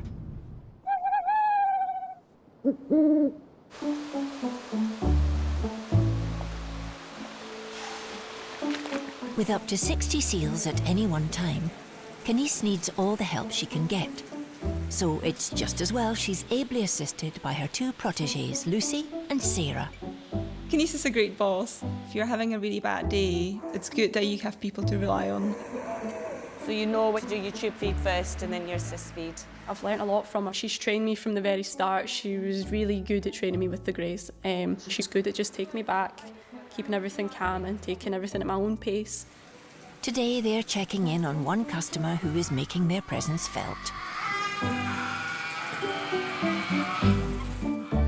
Bobbitty's been in the centre for many months and has earned herself something of a reputation.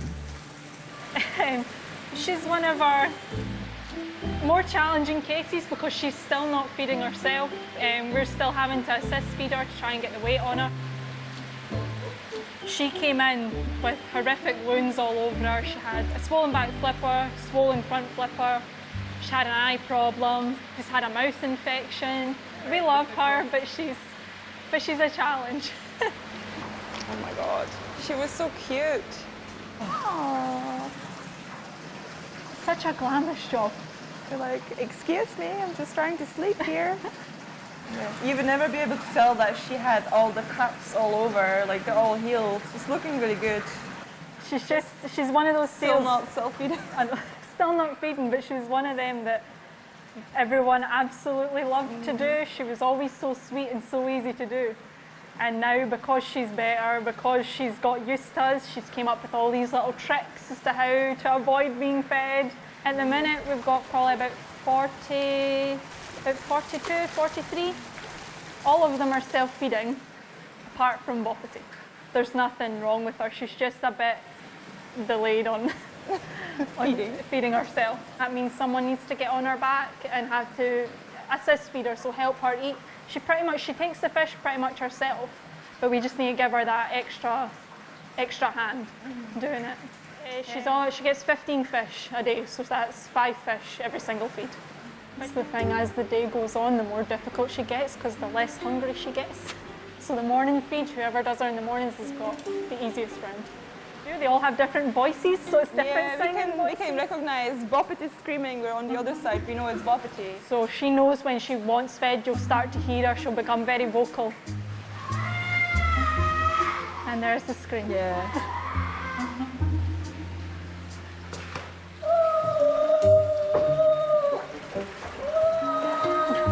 Come on! Down, girl.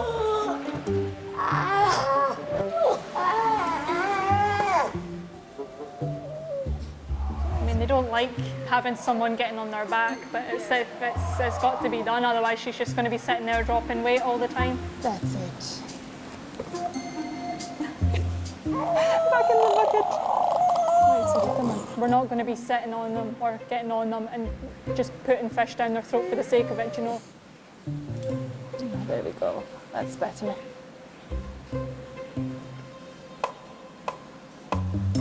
She knows how to get back into the pen though.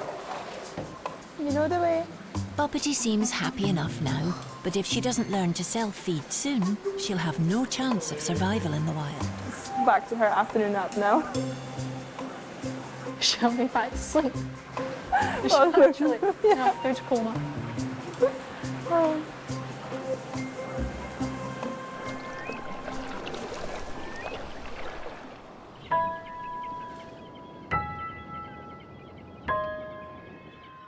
At the centre in Dundee, Rescue Officer Bob is finding, even after 7 years in the job, it still offers up surprises. A red shank. I've never ever seen one before. Very cool. Hey pal. He's very cool. What a lovely bird, eh? And he's far from the only one needing a lift. So we've got an adult tawny owl, and then we've got 7 ducklings. Turn up to Dundee with a cat and take like half the wildlife of Dundee back with you, you know. But that's fair enough because we're going across that way anyway, so 2 birds, 1 stone and all that, innit? Don't know how I'm going to squeeze this in. My van's quite overwhelmed at the moment. And if you've ever tried packing up a boot with shopping, try doing it with live animals. I might have to try and squeeze. Get there, my pal. Reshuffle, reshuffle. 1, 2. It's not ideal, but.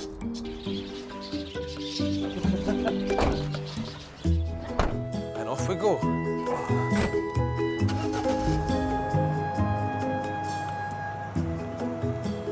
Sometimes it's just madness, but it's good madness.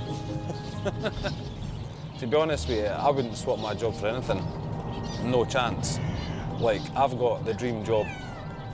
There's so many people that want this job, and I've got it. It's all in a day's work for Bob as he brings his car full of chaos back to the centre.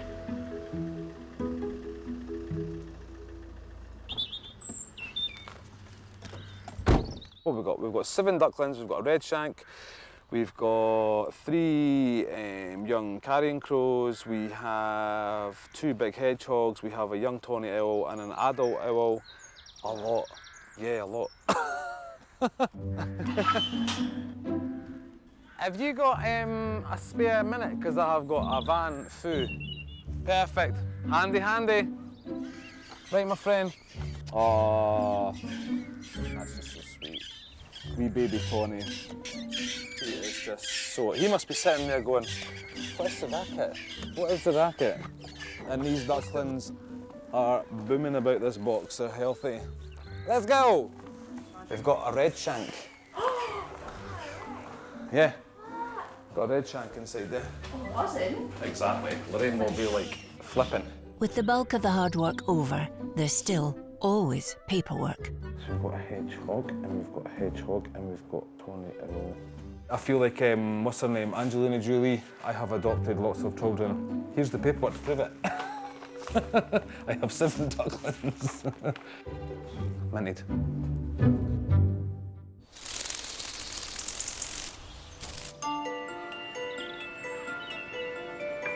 Will you give me a hand with him? I'll just close this door so we can give him a flight test.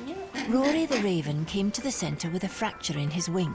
Reluctant to operate, Romain bandaged him with the hope it would knit together on its own.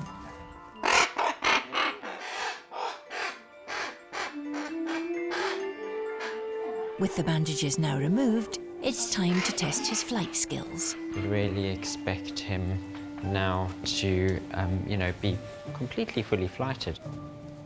I'll hold the net in front. Are you happy to pop your hands up flat? So let's just uncover this and see if he'll do fly, not plummet.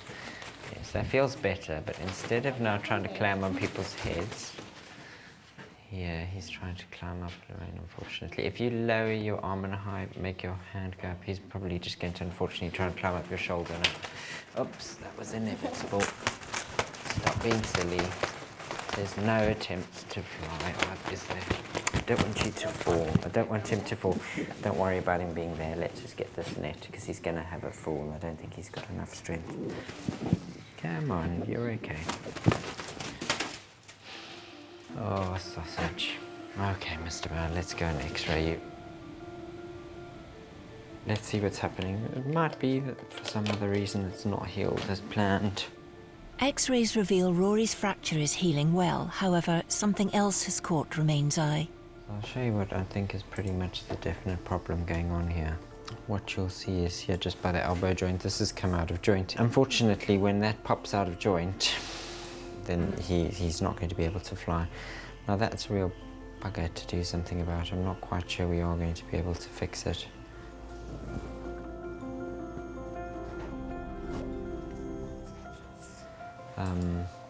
There are some things I can maybe try. It's not something that's really been done in birds before, but he's a bigger bird, so maybe something worth a bash.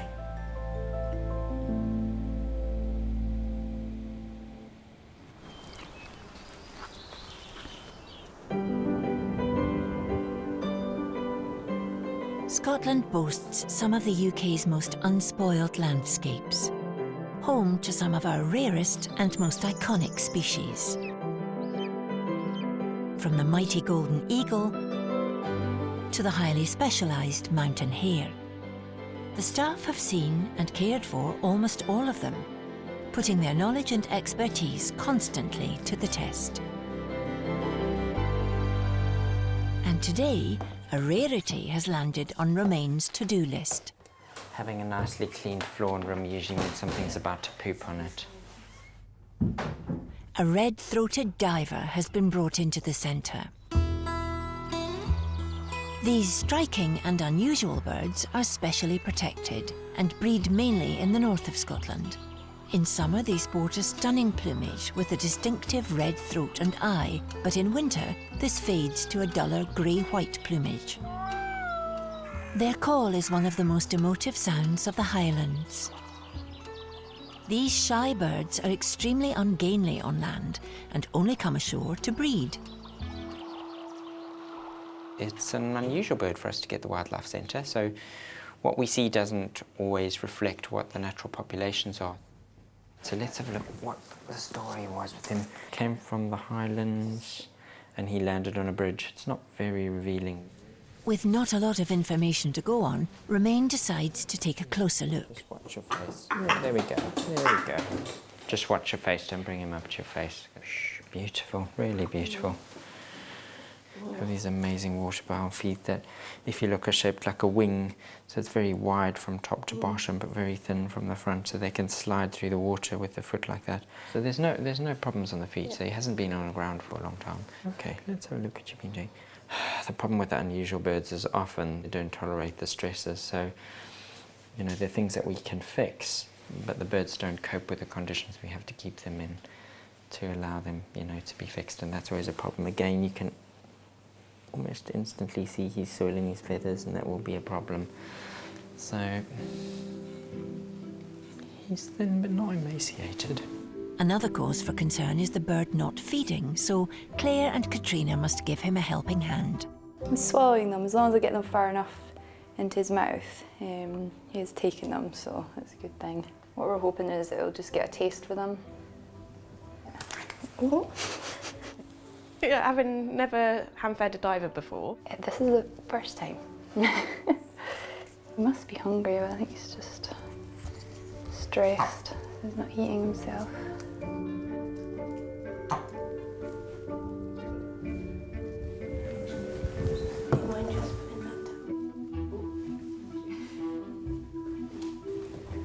There we go. The diver is taking food, but it's obviously not happy in captivity, so Romain will need to attend to him as soon as he can.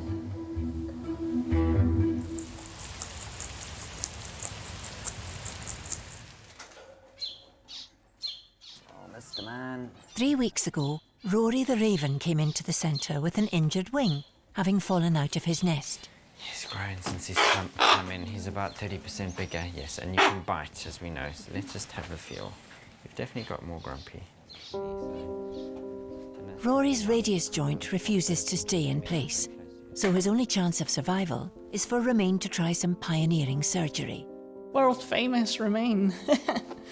It's unbelievable world of knowledge. This man knows everything. He's like Yoda.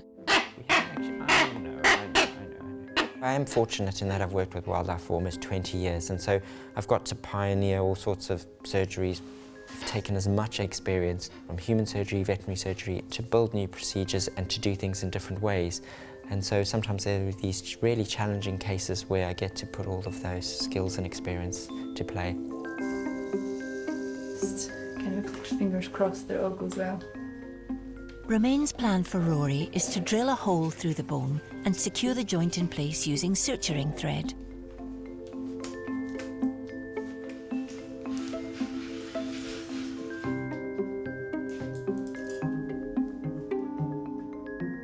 There we go, that's going back in joint there. So that's where I want to work. This is just a little fine pin that we'll try and use like a drill. So far it's looking good. Despite his experience, it is still a complex procedure for Romain. It's beautiful. So that's suture placed through the more difficult bone without us breaking the bone. So that's a bigger hurdle done. Let's get this out of the way. Let's hope we get away with this. I think in the end the result is what I hoped for, so I've managed to put a stitch across the two ends of the bone, sort of. It's an op that you do very rarely and only on a big bird. There's no ways that would be possible on anything a little bit smaller than this. A lot of the things we do we can't really take credit for. So it's the body that heals, and we just try to keep things close enough so that they do their job. You're going to take him back? Thank you very much.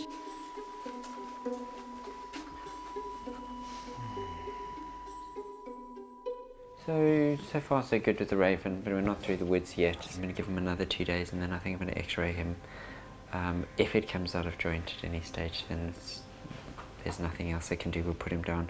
If he does do, then we'll move him in a little while to an aviary and let him do some physio and start trying to use that wing, and then see.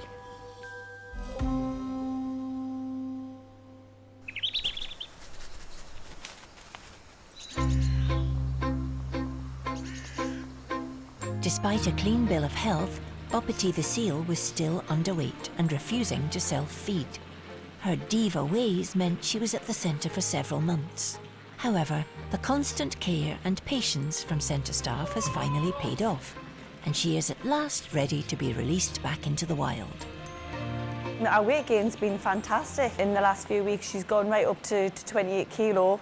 She's starting to eat fish for herself now. Our repetitive swimming as well also became a bit more constant, so we now know it's time for her to go. Release day for Boppety has finally arrived, and because Lucy and Sarah have their hands full, it falls to head of seals Canice and assistant Chloe to do the honours. It may look like a Houdini trick, but Boppety's protective carrier is to stop her doing a disappearing act. You're all right. Just calm down. Should be fine.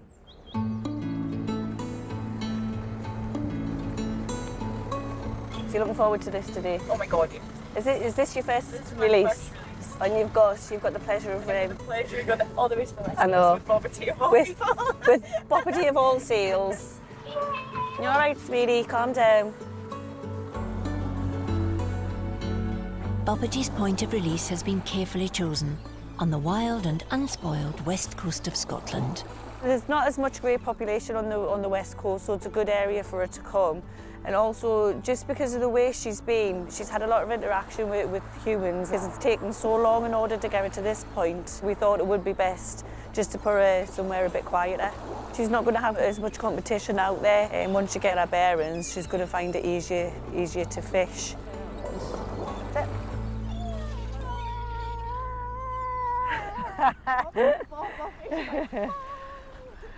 The animals mean everything to me, from getting them in and just dealing with the first initial assessment of them, and ultimately get them out, get them released, get them back to where they belong. Nice and calm today, which is good. It's what I want to do. That's my goal in life. Okay.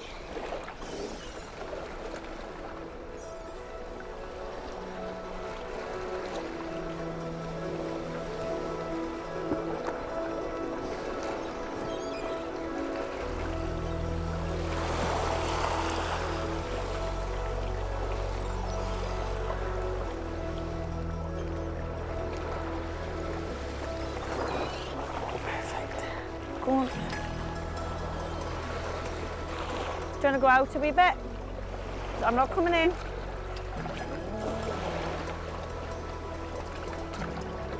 Look at her. She's just off. She's looking good, isn't she? That's surfing the wave. She's absolutely loving it out there. Oh! Now you can't tell me that's not a happy seal. I've never seen a seal react like that, to be honest. That's her. She's off. She doesn't have a care in the world. This is why I do my job. This is why I do my job. Surprised I've not shed a tear. Bye, Bob. Did you enjoy that? That was the best seal release ever. She was loving that.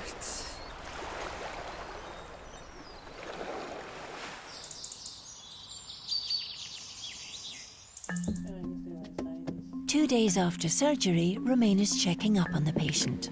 I'm hoping to make it better, but if it doesn't work, then I've just put the animal through extra pain and distress for nothing, and then I put it down, and that I really feel dreadful about that. People imagine veterinarians deal with all animals and it's all the same medicine, but it isn't actually, because although they have the same problems, what they need to survive is very different. So a pet animal with 3 legs is fine and can be well loved, and you can modify your house around that. That's impossible for most wild animals to survive in that scenario.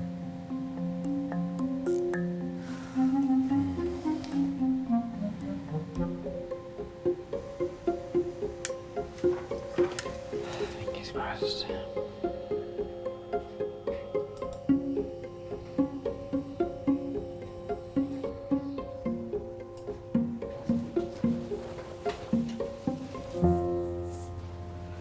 Looks okay. The problem is I can't tell what's happening with the cartilage. His joint is actually moving, so I think if it was going to fall apart now, it stayed in joint, we'd start to get a very stiff elbow as it fused, and I'm not getting that, so I'm hopeful this will work. It's looking good for Rory.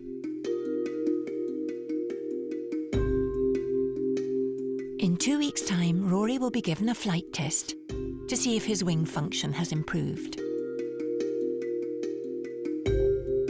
Rory's extended stay at the centre makes him a familiar face. We don't have any resident animals here, so the closest we come to resident animals is when they're here. They've got like things like this going on and they need a lot of time, so you do get kind of attached to the ones that are here for longer. So yeah, it's good news today, and then we'll just see how it goes.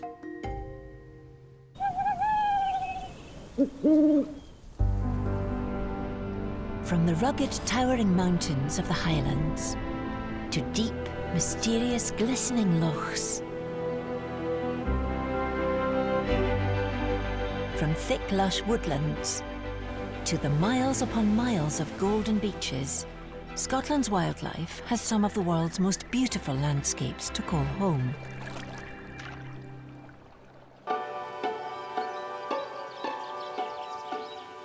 And today, Katrina has the perfect spot to release her most recent charges, a family of 4 baby wood mice. We're releasing the mice that I hand-reared. Hopefully they'll be able to just run off and find a wee bit that they can hide in, find plenty of food and stuff, so hopefully should be all right for them. These guys came in, must have been about 3 weeks ago. So I was hand-rearing them for maybe about 10 days, couple of weeks, and then they've just been kind of self-feeding for the last week or so. So that's them ready now. I think it makes it like extra special, because I mean all the releases are good, but when it's something that you've hand-reared, it's even better.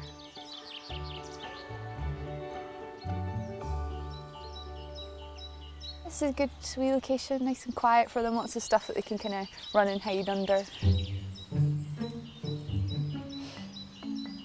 The wild looks exciting, but the security and smell of their man-made home means they are reluctant to leave.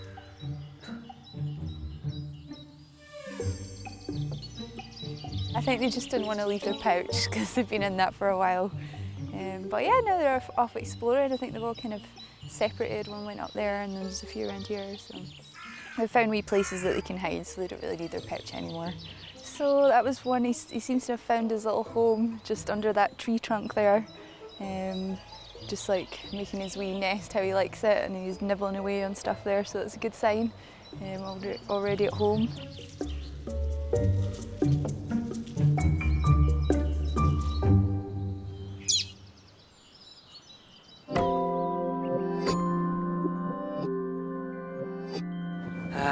Rory. 2 weeks after surgery, it's the moment of truth as Romain and Katrina prepare to give Rory a flight test. I'll grab him out. Oh, good boy, good boy. Right, what we might do is put him up on something. Do you want to hold the hands and we put him on? He can't control your flight down. Able to just get him with the towel. I know, you're such a clever boy, aren't you? You're really trying, isn't he? Oh, Rory. Such a big, beautiful bird. It's now about 2 weeks since his surgery, so he may not be fully flighted, but his wing function should be better. So it means that, you know, despite the operation, it's either not worked or there's another problem. I'd love to think this is something we're going to fix, Katrina, but I think the odds, unfortunately, are stacked quite against him. The operation to hold Rory's wing joint in place needs to succeed if he's to survive. But after the unsuccessful flight test, Romain fears the worst. Oh, boy.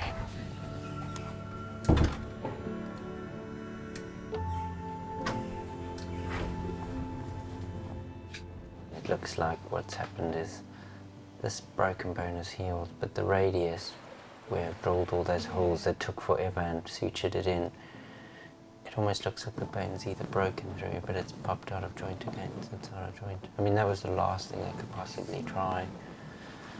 Yeah, there's nothing else I can really do, I'm afraid. I think it's probably time to call it a day. Unfortunately for Rory, Romain has made the hard decision to put him down. I was really upset when I had to put Rory down because I genuinely thought, although it being our last resort, that we had a really good chance that this operation was going to work, but sometimes these things just happen. The moment that we had to make the decision to put him to sleep was obviously really hard. Oh, Rory. But it's the right decision. Some people might think, oh, you could keep him as like a captive animal, but he was born in the wild and he's meant to be a wild animal. He didn't want to be around us, he wanted to get back out into the wild.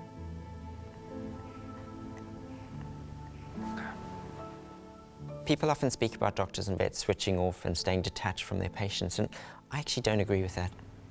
And there's always a small sense of maybe I could have done something different. I think that's important because if it doesn't hurt and you don't care, then maybe I shouldn't be doing this. So I actually keep myself slightly exposed, and it does hurt me, but I think it's a price to pay that makes me keep caring about what I do. Hey, right boy.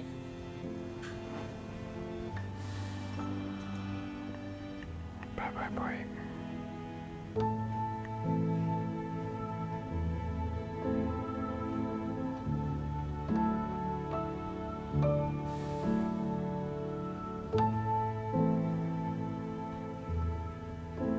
Stop breathing now.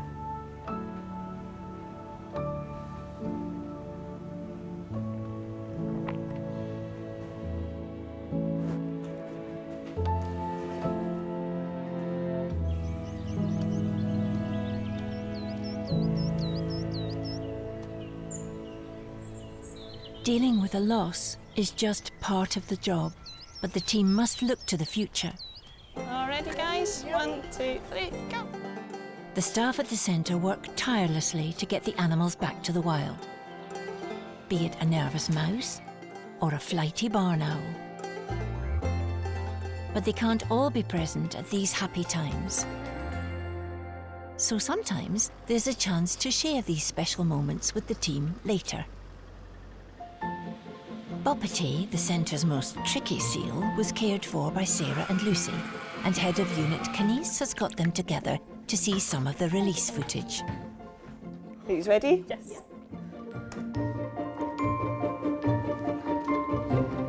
Oh, look at this water's different. It was good for Chloe as well, for her first release.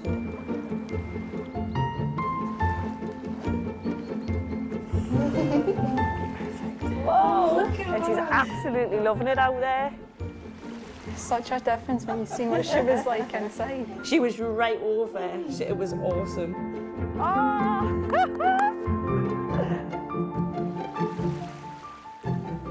You think what she was like just inside, and you see her doing that, you're like, that's what she needed. It's nice looking back, isn't it? Yeah.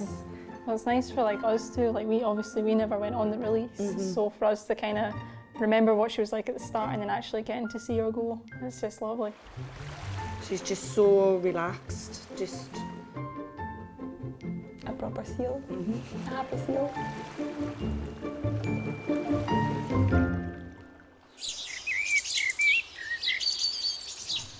The team are also hoping for a positive outcome for another patient at the centre, as they prepare to give the red-throated diver a water test to see if he's able to be released. Before we put in the water, if someone puts waterproof trousers on, if he stays in the water and he stays waterproof for 12 hours, then we just get him out of here tomorrow. Okay. Right, I'm in the water, let's see what we do.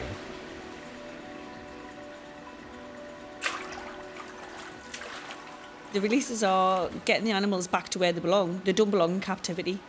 And it's given them the second chance. It's given them the chance they need.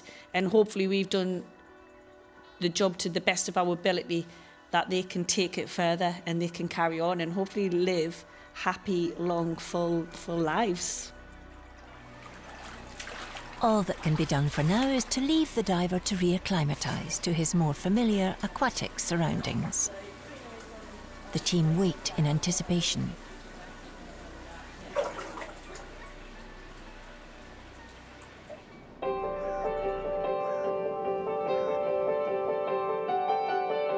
The diver has adapted well to his water pen, and Colin is checking in on his progress. It's perfectly waterproof, quite content. I threw him some fish in, straight away he's diving under and picking them up. So he's really good. He's feeding well, he's got lots of attitude. He needs to go back where he came from. With a clean bill of health, there's still the job of finding the perfect release spot for the bird. What we don't want to do is just put it in any old loch where there's divers, because then you disrupt the breeding pair. So you don't want to affect the wild birds. So the best thing we can do is take him back to exactly where he was found, which is the Keswick Bridge. The reality is the best chance it's got is to go back where it came from.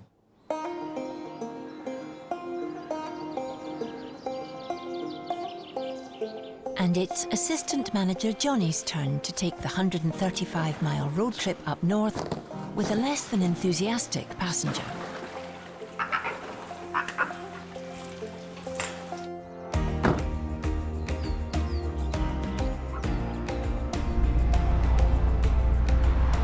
These days are what you do the job for. Even though we've got a long drive today, you'll drive 3.5 hours to see a bird go and it'll be gone in maybe a couple of seconds.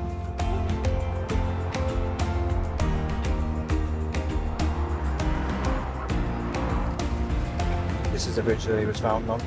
We'll just have to hopefully let him go, hopefully he'll do his thing, and then we'll never see him again with the kindest of hearts.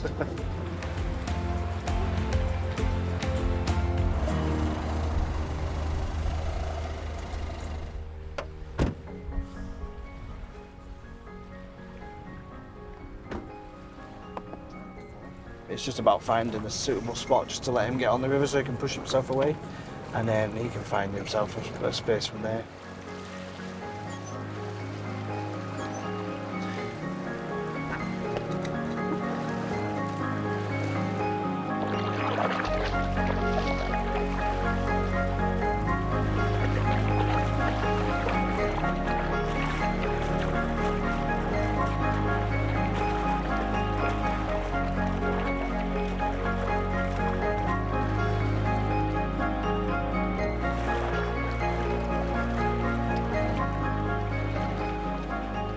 Perfect. Yeah, that's what you wanted. That's what we drove all this way for.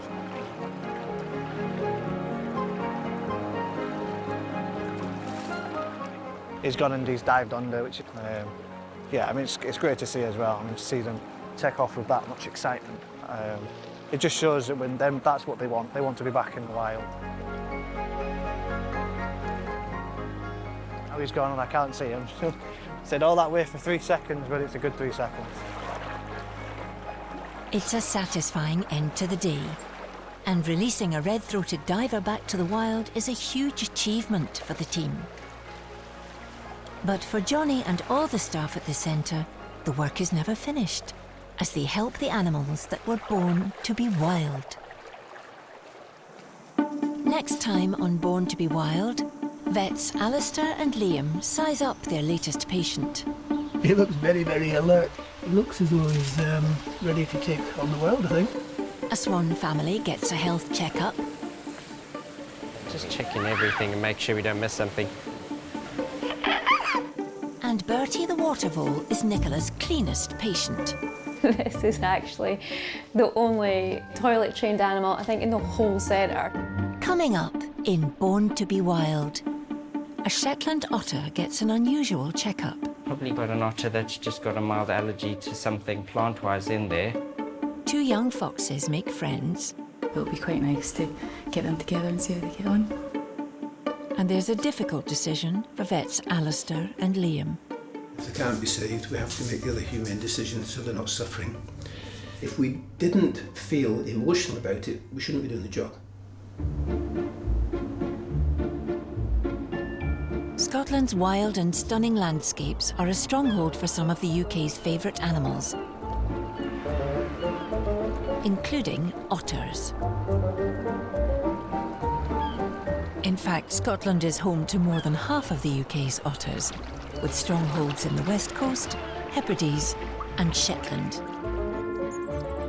Each year, the centre receives many injured or orphaned animals to care for. This one arrived at the centre with a slightly unusual problem. Otters are usually very shy and wary of people, but this adult male has the opposite problem and has become far too friendly and dependent on people. Named Grutness, this Shetland otter was first admitted to the Hillswick Wildlife Sanctuary in the very north of Shetland. He arrived there in an emaciated state and was very easy to handle, leading the staff to believe that he was hand-raised by humans and, as a result, was unable to feed himself when released. Despite 2 attempts to release him, Grutness always found his way back to civilization. In a last attempt to get him back to the wild, the Hillswick staff decided to bring him the 300 miles from Shetland to the National Wildlife Rescue Centre. Here, they hope manager Colin Seddon, a world leader in otter rehab, will be able to rewild him. It's been a case of complete minimum human contact and no disturbance in the actual building he's in, no people in there that are unusual noises or anything like that. And then we put him into one of our large paddocks and essentially just went straight nocturnal. We didn't see him out during the day at all. If the girls approached him, he'd just run into another box. Just the sort of reaction we want. And he's just behaved totally like a wild otter, and we've left him to it. He has been progressing well, but recently, Colin and April have noticed a problem. It's been kind of noted that his eyes and his nostrils have been quite inflamed. So he's been on painkillers for the last week, but we're just going to catch him up and knock him out and just make sure there's nothing else going on that we can't see. So they need the centre's vet, Romain, to take a closer look.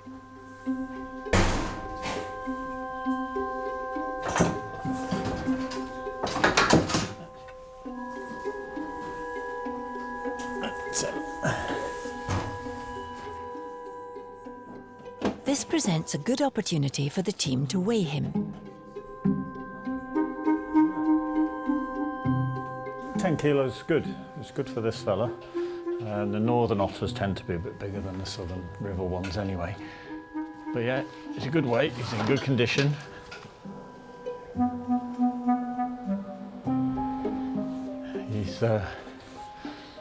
He's not an aggressive animal, but he is quite frightened of people,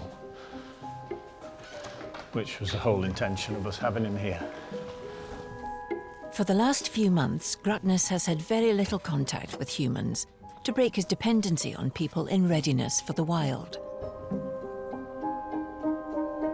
The team need to be especially careful when handling him. So Romain anaesthetises Grutness. Settle down a minute.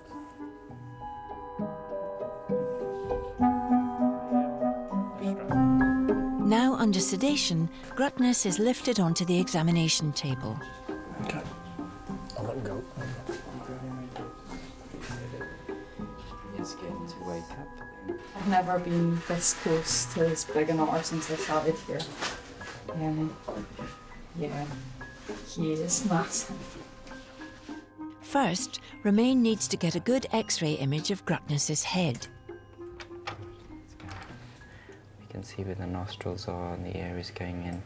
I can't see any signs of any previous trauma or breaks or something malaligned or what I guess we're looking for. Is there a reason he's got such red inside his nostrils and his eyes being irritated that we can tell from the x-rays? So from the bone structures, we can see all the fine bones in the nose. They actually look all right. With nothing showing on the X-ray, Romain needs to examine Grutness's nostrils with an endoscope to see if he can identify the source of discomfort. I mean, he's red there on the bottom a little bit, Colin, but he's not particularly angry or unhappy with all of this. I'm getting a pretty good view that we're quite deep in the nostrils there. And so there's a very, very minor irritation there. You can see a little bit of mucus. The whole of that side is completely normal except a little bit redder than normal. It's such a mild thing. I mean, honestly, you probably got an otter that's just got a mild allergy to something plant-wise in there, or just the water, maybe just we try and keep the water as clean as possible, but being recycled water, it's maybe just a little bit of something in there, laugh algae or something, to make a mild allergy in his nose, and once we release him, it will go. So far, I don't see anything that would tell me not to release him. So it's good news for Grutness, and it looks like he's soon going to be ready for release.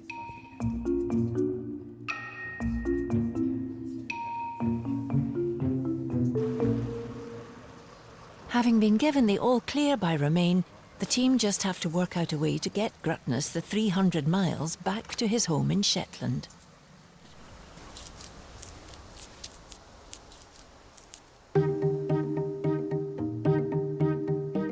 Foxes are one of the UK's most recognisable mammals.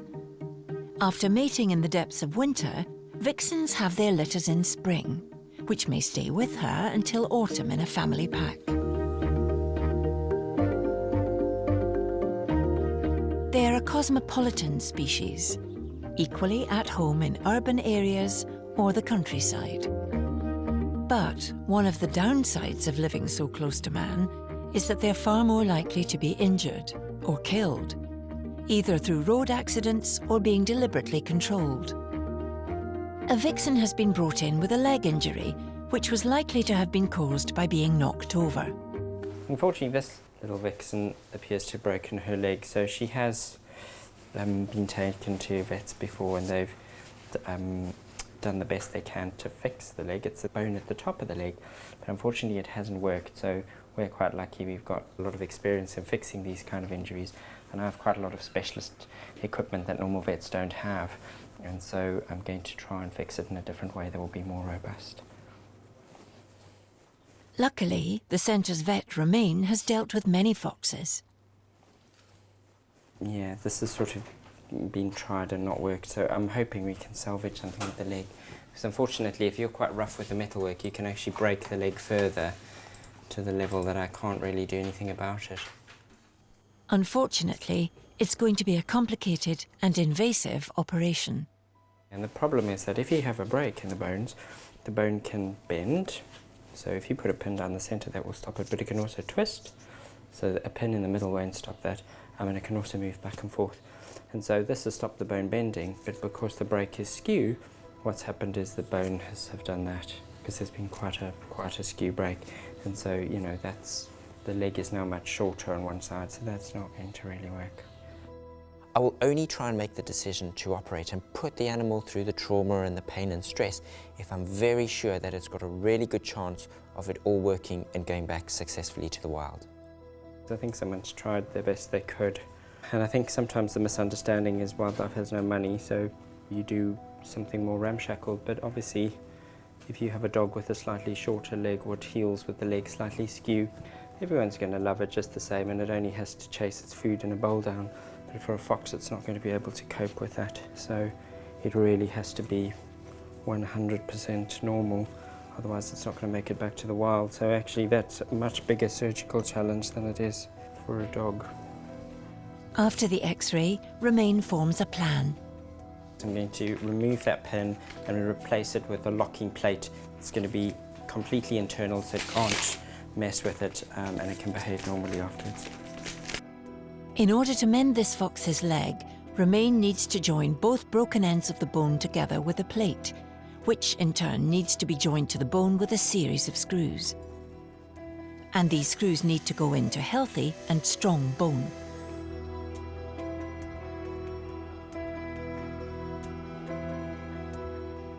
If we can keep her quite still here, we have a chance. If she's going to be stupid and jump around.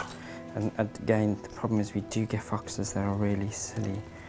So you just have to hope she's going to be one of those that isn't. It all looks lovely until we x-ray it, and it'll look horrendous. I mean, there's about 8 pieces of bone going on there. With the plate in place, it's a matter of closing up the wound and hoping the fox heals well. To see how the operation has gone, it's necessary for Romain to take more x-rays. So it was a bit of a nightmare operation, but what we've done is we put a special kind of plate. You can see we've bent it there, and we've also bent it towards us, and that screw is going at a different angle. So we've put some screws in there that lock, and it's all inside because foxes tend to bite the implants. There's no screw in the middle because there's a big gap. There's a big piece of bone missing. You can see the bone continues, and then there's no bone here. And that was this piece of bone that had basically died and come away. So the metal plate itself is taking the fox's weight, so we have to keep her really still. A complex operation, but Romain is happy with the results. I'm slightly happier after seeing the x-rays because I thought this was going to look worse after fixing it, so I think she's got a chance. So we're going to keep her in a really small cage, which sounds mean, but this is make or break really quickly. So if it's going to go wrong, it will happen fast. If we make it past the first week, I think we're home and free. The rest will be the bone just getting stronger. Probably about the first 5 days is the most important time. Our vixen now just needs to rest up so that the leg can recover.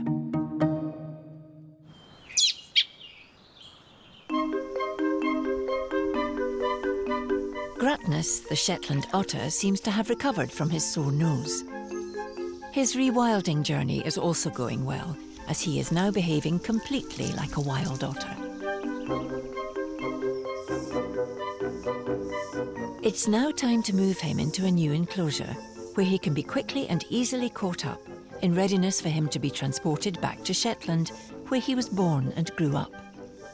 His behaviour has been really good since he's been in. He's just kept himself. We can see that he's using his pull and his agility and whatnot. It's just quite spot on. So we're going to go and catch him up and bring him inside so that he's all ready for his transport back to Shetland. The team have built him a special box for his journey. Okay, so this is the transport box.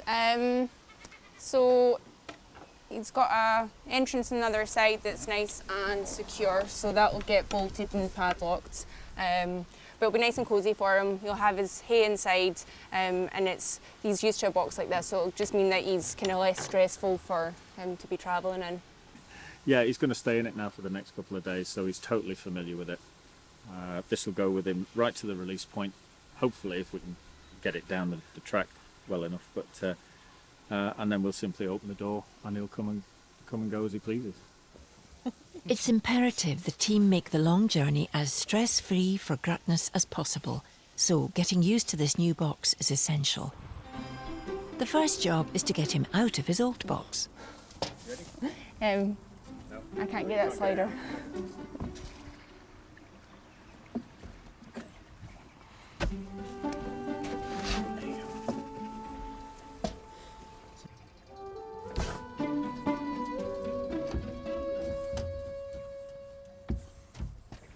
He's in, he looks good. But that's one of the reasons why we didn't want to leave the catch up to the last minute. Because even there we had a swollen wooden door sticking. And if we'd have been pushing for time and rushing, something could have gone wrong. So the way we planned it is we've covered all the bases. And it's worked well. Gruttness will be housed in an indoor pen prior to his trip north. Here, he will be able to get used to his transport box. He wants outside. He wants outside. Going to get outside by the looks of it. Generally, if we've been in cleaning him out before, he'll just want out our space and kind of into his own, so generally he'll just go outside. It's kind of better for him. Hopefully, he'll soon feel at home in the specially built transport box. As always, the team will keep a close eye on him. It's thought that otters from Shetland are almost a subspecies. They're a very specialised animal. It's an otter stronghold. Genetically, that's where he's from, that's where his home is. And wherever possible with all otters, we try to get them back to at least similar habitat, if not similar areas to where they come from. And Shetland is quite a unique place. And so that's where he's from, that's where he belongs, and that's where we're going to take him back to. Judging by the camera trap footage, he's settling in just fine.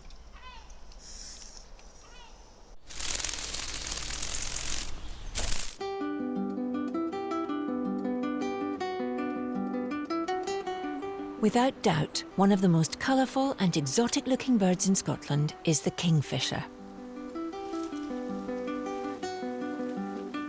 These birds are expert predators and catch their prey by diving into the water at great speed, snatching their catch of small fish with a sharp bill. Rarely seen close up, most people's experience of a kingfisher is a bright flash of blue while walking along a riverbank. One has been brought into the centre and is about to be examined by vet Liam. Okay, so this is Kingfisher. Oh, wow. It's just come in yesterday. Okay. He's flown into a window, and so possibly just a bit stunned. Okay. And since he's been here today, has he been moving around? Has he been quite active? What's he been doing? No, not active, just sitting there, basically not moving. Okay. Has he eaten anything on his own? No, he's not touched it. Okay. I've just been giving him drops of Leptade. Sure. We'll just get a wee look at him. It's amazing getting to see one of these guys so close. Yeah. You normally see them for a sort of just a flash going down a river or something like that. So I think we'll just check him for injuries first of all. Okay. Shoulder feels okay. His elbow and his harpus feel okay on that wing. It's okay, little one. So his eyes are nice and bright and clear. I don't see any sign of blood there. He's blinking quite nicely. Following the collision, Liam has to check inside the bird's beak for any sign of injury. Great, there's no sign of any blood or injuries there. There's no sign of infection. Amazing wee tongue. That looks fine.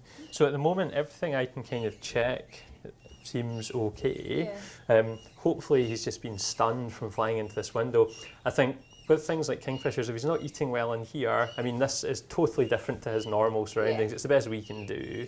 But these guys will normally sit at the side of a river or a pond or something, and they'll dive into water to feed. So what we could maybe do today is take some sprats or some small fish, kind of mush them down a little bit, and make a sort of liquid paste and just give him a feed. So he's got something there, because he might not have fed for a little while. Before he's fed, Liam wants to flight test the bird, which means sealing the doors and windows so he can't escape. He might not want to fly, but we'll give him a go. I'm quite happy just sitting on me. On you go, little guy. Not for doing it. Okay, so he can fly quite well. Yeah. So we're happy with that, I think. Based on the fact that he's flying well, we're not finding anything examining him. I think maybe we try and get him released fairly soon, actually. Good catch, Katrina. That's great, so I think we can just pop him back in just now then, and we maybe try and get him out once he's had a wee feed. Yeah.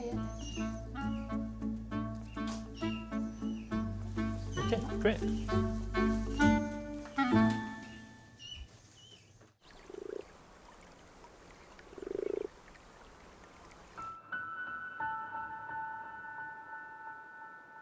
Even in the middle of the night, the National Wildlife Centre can be a lively place.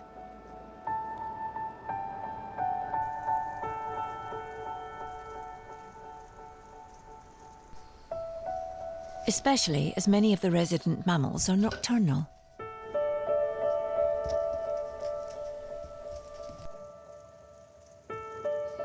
But today, even the staff are up and about at this ungodly hour. Well, it's about, was it 3:45 in the morning? Me and Sheila are about to go in and catch up Grootness, get him crated, just before we take him off to for his homecoming back in Shetland. Travelling over 300 miles by van and plane is a major event for any animal, let alone a wild otter. The team need to do everything they can to make this as stress-free as possible. It's going to be really stressful for him, you know, just being moved. He's going to be transported in the van, going on the plane, and then going and finding his new release site. So yeah, it's more so the stress on the animal, so we just want to limit that as much as possible.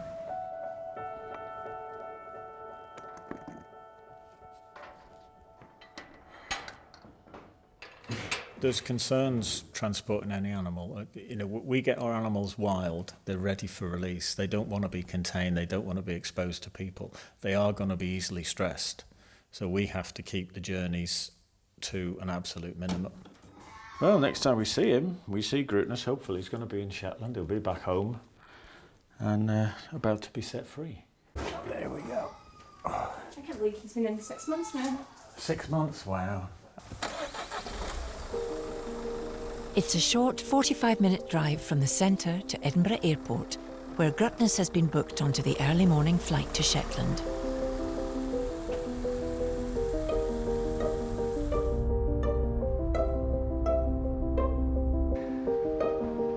Getting an otter through security is a little trickier than just checking in a suitcase. Is that going to sit? Yep.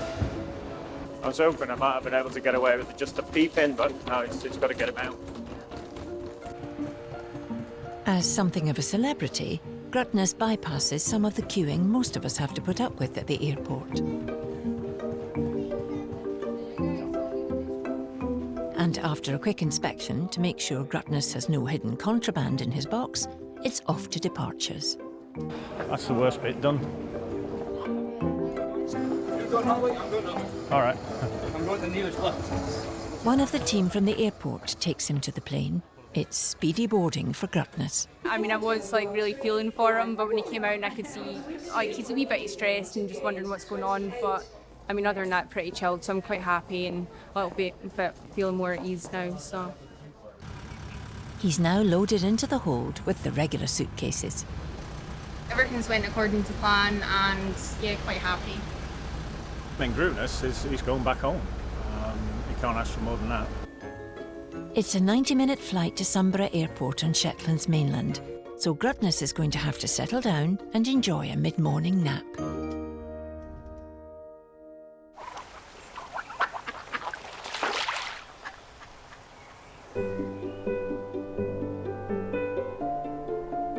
Scotland has the UK's largest variety of predatory birds. From the majestic golden eagles who soar over the highlands, to the tawny owls who can be found in woods and parks across the nation.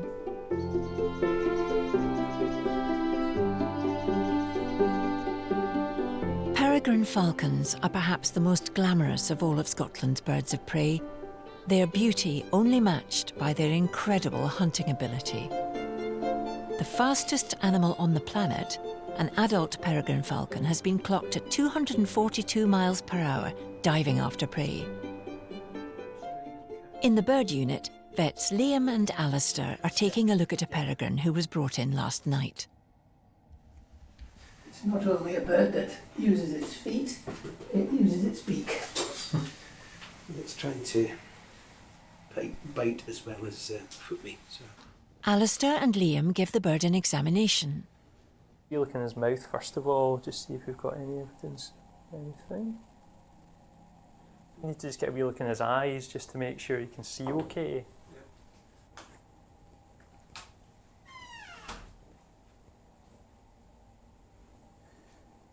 So what we're checking for here is with birds, often if they've had some sort of trauma, if there's a hemorrhage or the retina was damaged and it can't see, obviously this is a bird that totally relies on its eyesight for hunting, and if they're not visual, they're not going to be able to survive. So it's one of the things we check quite early on, because if we have a peregrine who's blind, they're not going to manage in the wild, and sadly if that's the case we'd have to put them to sleep, but this guy looks okay today. With its eyes looking okay, they continue their checks and suspect there may be a problem with one of the bird's wings.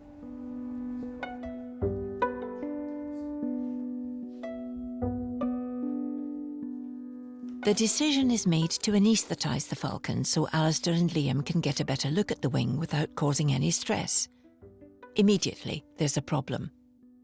Maybe a compound fracture he's got there. I can feel a scab on the outside. Yeah, I don't want to do too much while he was awake, just because it was pretty sore. The compound fracture is one where the bones are broken and the ends of the bone have penetrated the skin and been exposed to the air, so which is always more complicated from a healing point of view.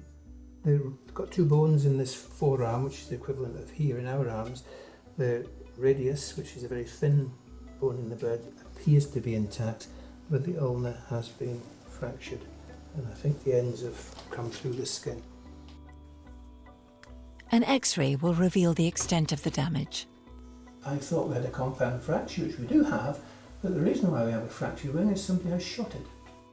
Shooting any bird of prey is illegal, and whoever is responsible could be prosecuted.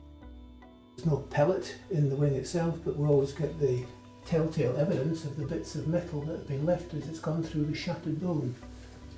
So we can see little bits of metal. It's devastating for Liam and Alistair, who now have to decide whether to save the bird. This bone is shattered, it's not a clean break, there's cracks all down the bone and this bit is disintegrated, which really alters the outlook from the bird's point of view. It's not just a simple broken wing anymore, it's one that's been shattered and has outside contamination in it, so we'll have to have a wee think about what we're going to do with it. It's so depressing, so sad, isn't it, to come across that, because it's just so unnecessary. It's just pure evil that somebody should shoot it.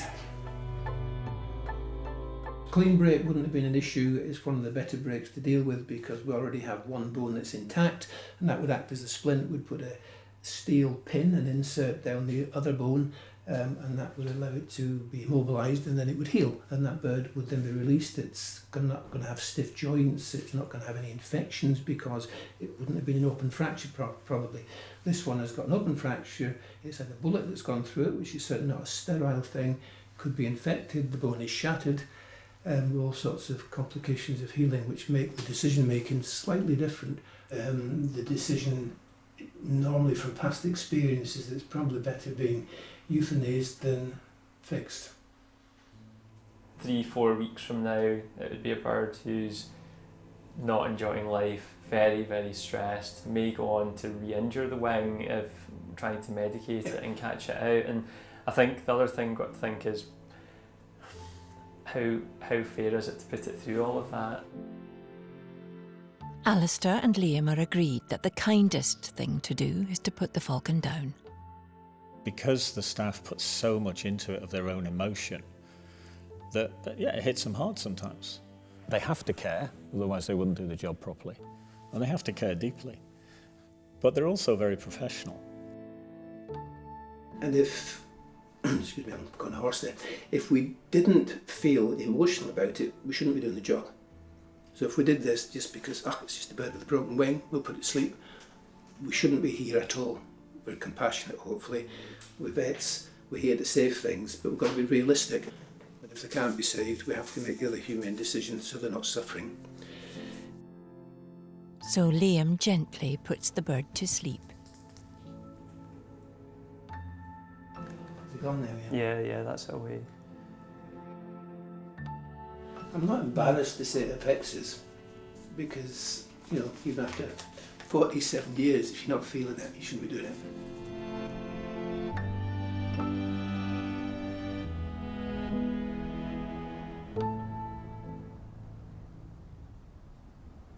Loss of some animals is sadly part of this job, but the team must also focus on those that can be successfully released. It's taken a huge amount of work by everyone involved to get Grutness back to the wild.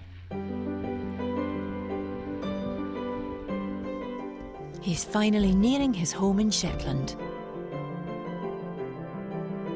And Sheila is feeling excited. This is my first trip to Shetland, so yeah, very excited. Always wanted to come, so yeah, it's even more awesome. Get to explore an otter along the way, so yeah. It's important to get Grutness to his release site as quickly as possible. Over 100 miles north of mainland Scotland, Shetland is home to some spectacular wildlife. From vast seabird colonies to the famous Shetland ponies. And of course, thousands of otters. In fact, Shetland has one of the largest otter populations in Europe, and the 900 miles of coastline will be ideal hunting habitat for Grutness.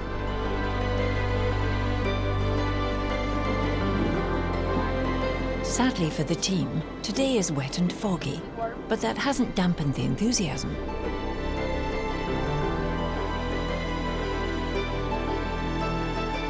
Colin and Sheila are meeting Pete and Jan from the Hillswick Wildlife Sanctuary, who first brought Grutness down to the SSPCA Centre and will continue to monitor him here. They're pleased to see him back. We've released Grutness twice already in the wild here, so this isn't the first time we've seen him escape out into the wild. What we're hoping now is that this time around he's going to actually make it in the wild on his own. Overjoyed to see him go again, and just pray that the third time is lucky.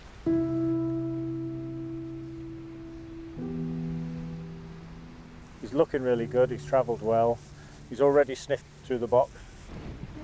So it's just a matter of opening the box and letting nature take its course.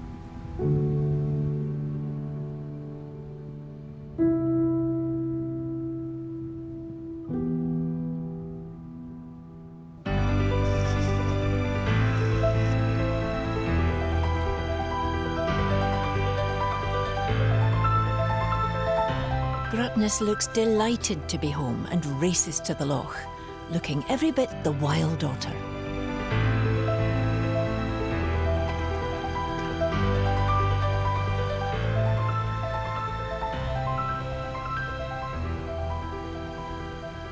Oh yeah, there he is. He's just going down towards.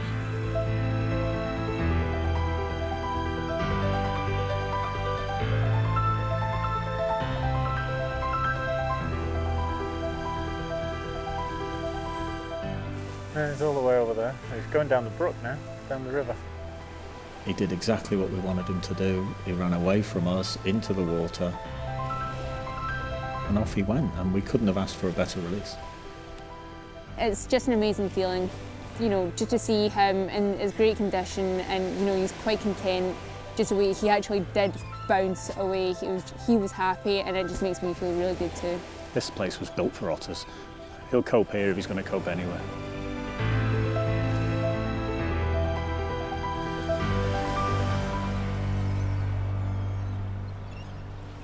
The team retreat to let Grutness adjust.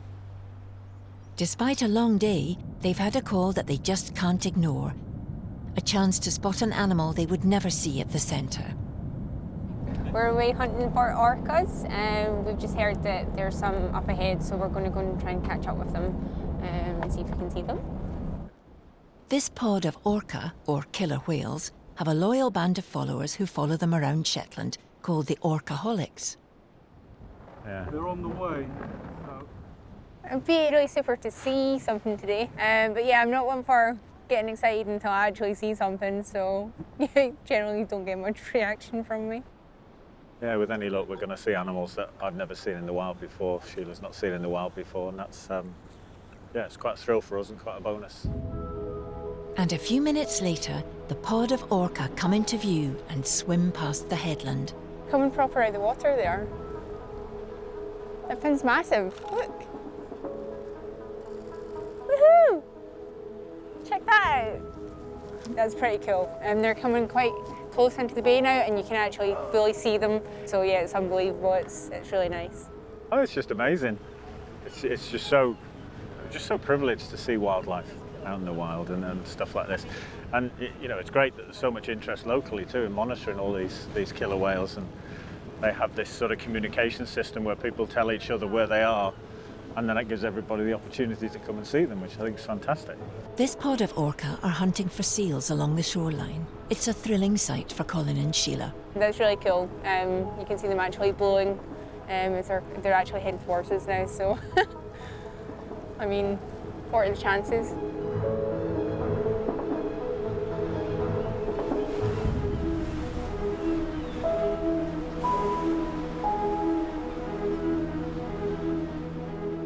It's been pretty amazing. It's been a really good day. To think that we've managed to fit everything in and see everything has been quite unbelievable. Absolutely amazing day, and we've achieved what we wanted to achieve, was get a wild animal back into the wild.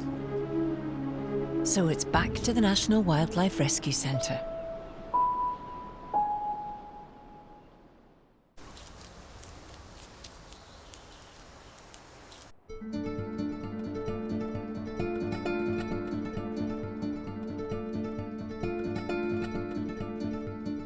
Five days ago, the centre's head vet and wildlife specialist, Romain, performed a complicated operation by putting a metal plate into a fox's leg. Today, he has come to see how the vixen is getting on. Oh, sausage, how are you doing with your patched up leg? Oh, you're not happy to see us. We look a little bit better than last week. Okay. Well, the wound's healing well, so I was worried when we redid it that it would get infected, but it actually looks quite good now. Romain gives the fox a once-over, looking for any signs of infection. What I'm doing is I'm feeling the skin wound, obviously, and just checking there's no lumps or bumps underneath that could indicate a pocket of infection. Also, just an idea of the heat and the swelling, because the muscles are closed over the plate and over the bone, and that if she was very tender in a specific place, that could tell me that there was a problem developing really early. Happy with how things look, Romaine wants to see if the fox can put any weight on her now repaired leg. See how she runs around. Well, besides doing a poo, she's using her leg pretty normally, isn't she? I just don't want her jumping around. She's not 100% sound. She's still a little bit tender. No, she's going to start to jump. Do you want to grab her again? I'm very happy with where we are, but she still needs another week, I think, of being kept quiet, and then she can probably start to run around in the pen. The little vixen is doing well. It looks like miracle worker Romaine has done it again.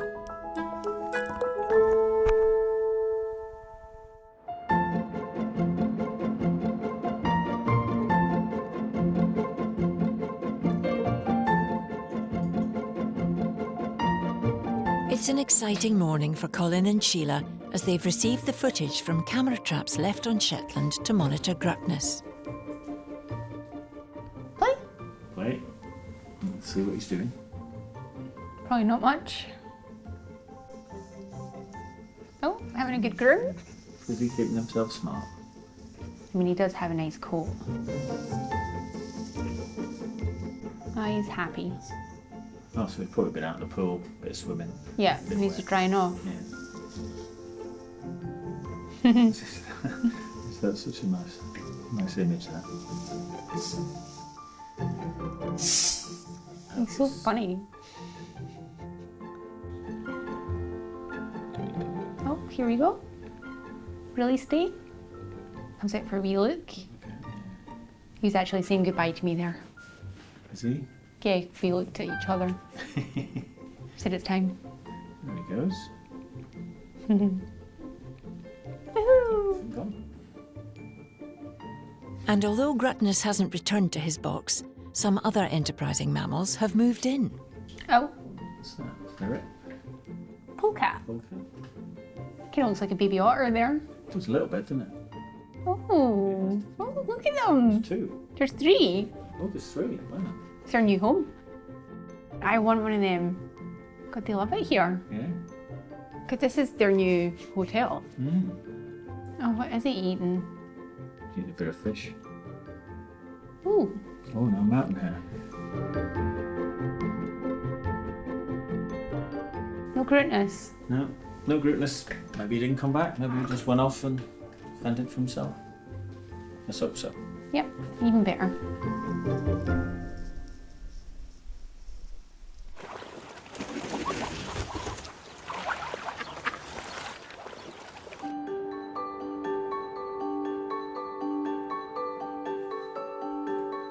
The young vixen has made amazing progress, and the team can at last move her to a bigger pen.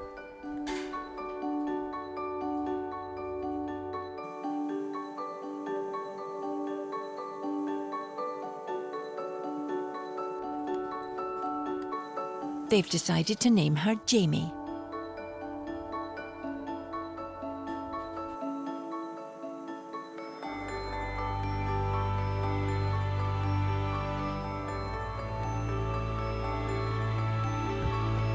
But there's something missing. April and the team decide it's time for her to have a foxy friend. So Belle is getting moved into Jamie. That's Jamie's pen.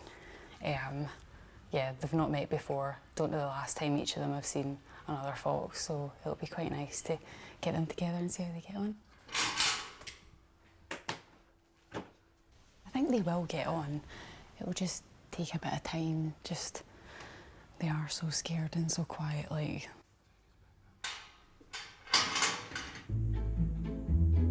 Jamie seems keen to investigate.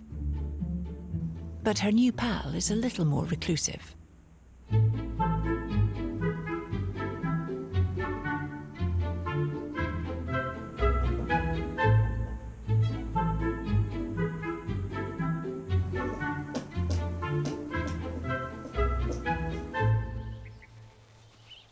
Although later that evening it seems they were born to be together.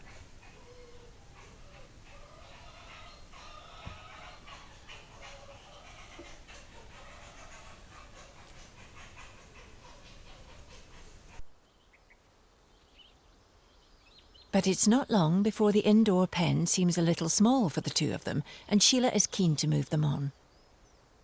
I think more so now it's good for them to get moved outside and kind of start the next process for them. Yep.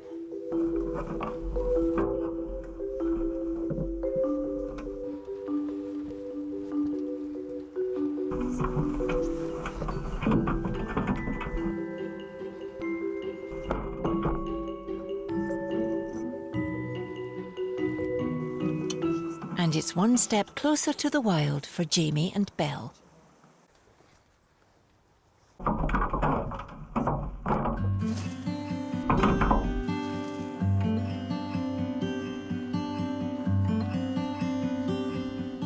I'm really happy. I can see her running around just now, so it's a great improvement and it's a good second chance for her.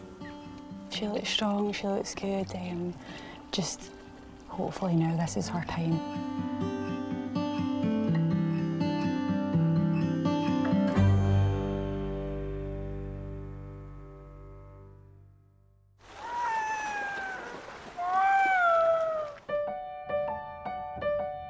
Earlier, a young kingfisher was brought to the centre after flying into a window. Obviously, if he's flown into something, then the main thing I suppose I'm looking for is any sign of injury. And after being given a clean bill of health, Katrina is keen to get him back to the wild as quickly as possible. With kind of birds like that, they won't really eat in the centre, so you know you don't want to keep him too long not eating and then having to tube feed him, which is more stressful for him. So if he's all good and can fly well, then it's better just to get them going as soon as possible.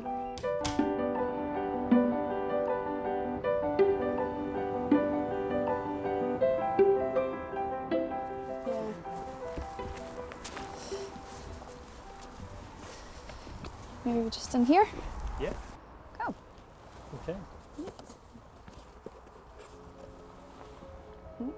Okay, I'll let him go now.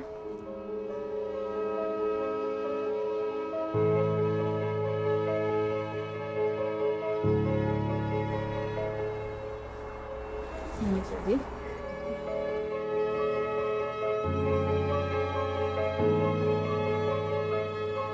And after taking a few moments to adjust, he's off. It's always just a happy thing doing the release, because that for me personally, that's just where I want to see them back out there, you know. But he seems reluctant to leave this spot and needs just a few moments to get used to his new surroundings, giving Katrina and Liam a rare chance to view him in the wild, in his natural habitat. It's nice to just stand and watch him, actually. He just suddenly arrived into daylight at a river. I think it would take him a few minutes just to kind of adjust. He flew quite confidently. He's able to land confidently on a small branch, so I think he's got a good chance of doing well. Thanks to the work of the team, this young bird will have another chance at life in the wild. After all, what other bird could be more inspiring than a kingfisher? I mean, definitely one of the best looking birds that we've got in the UK. I mean, they're gorgeous. We don't get a lot of like really colourful birds in this country, so yeah, it's really nice to have them. Next time on Born to be Wild, Lorraine gives baby pigeons a second chance at life. So a lot of people say they never ever see baby pigeons. Well, here you are. Staff and animals face the dramatic onslaught of winter. We were working on just 2 and 3 staff. The other staff physically just couldn't get in. And otters finally return to the wild. It's always nice to see animals go back to the wild, especially otters, because we do have them in care for so long.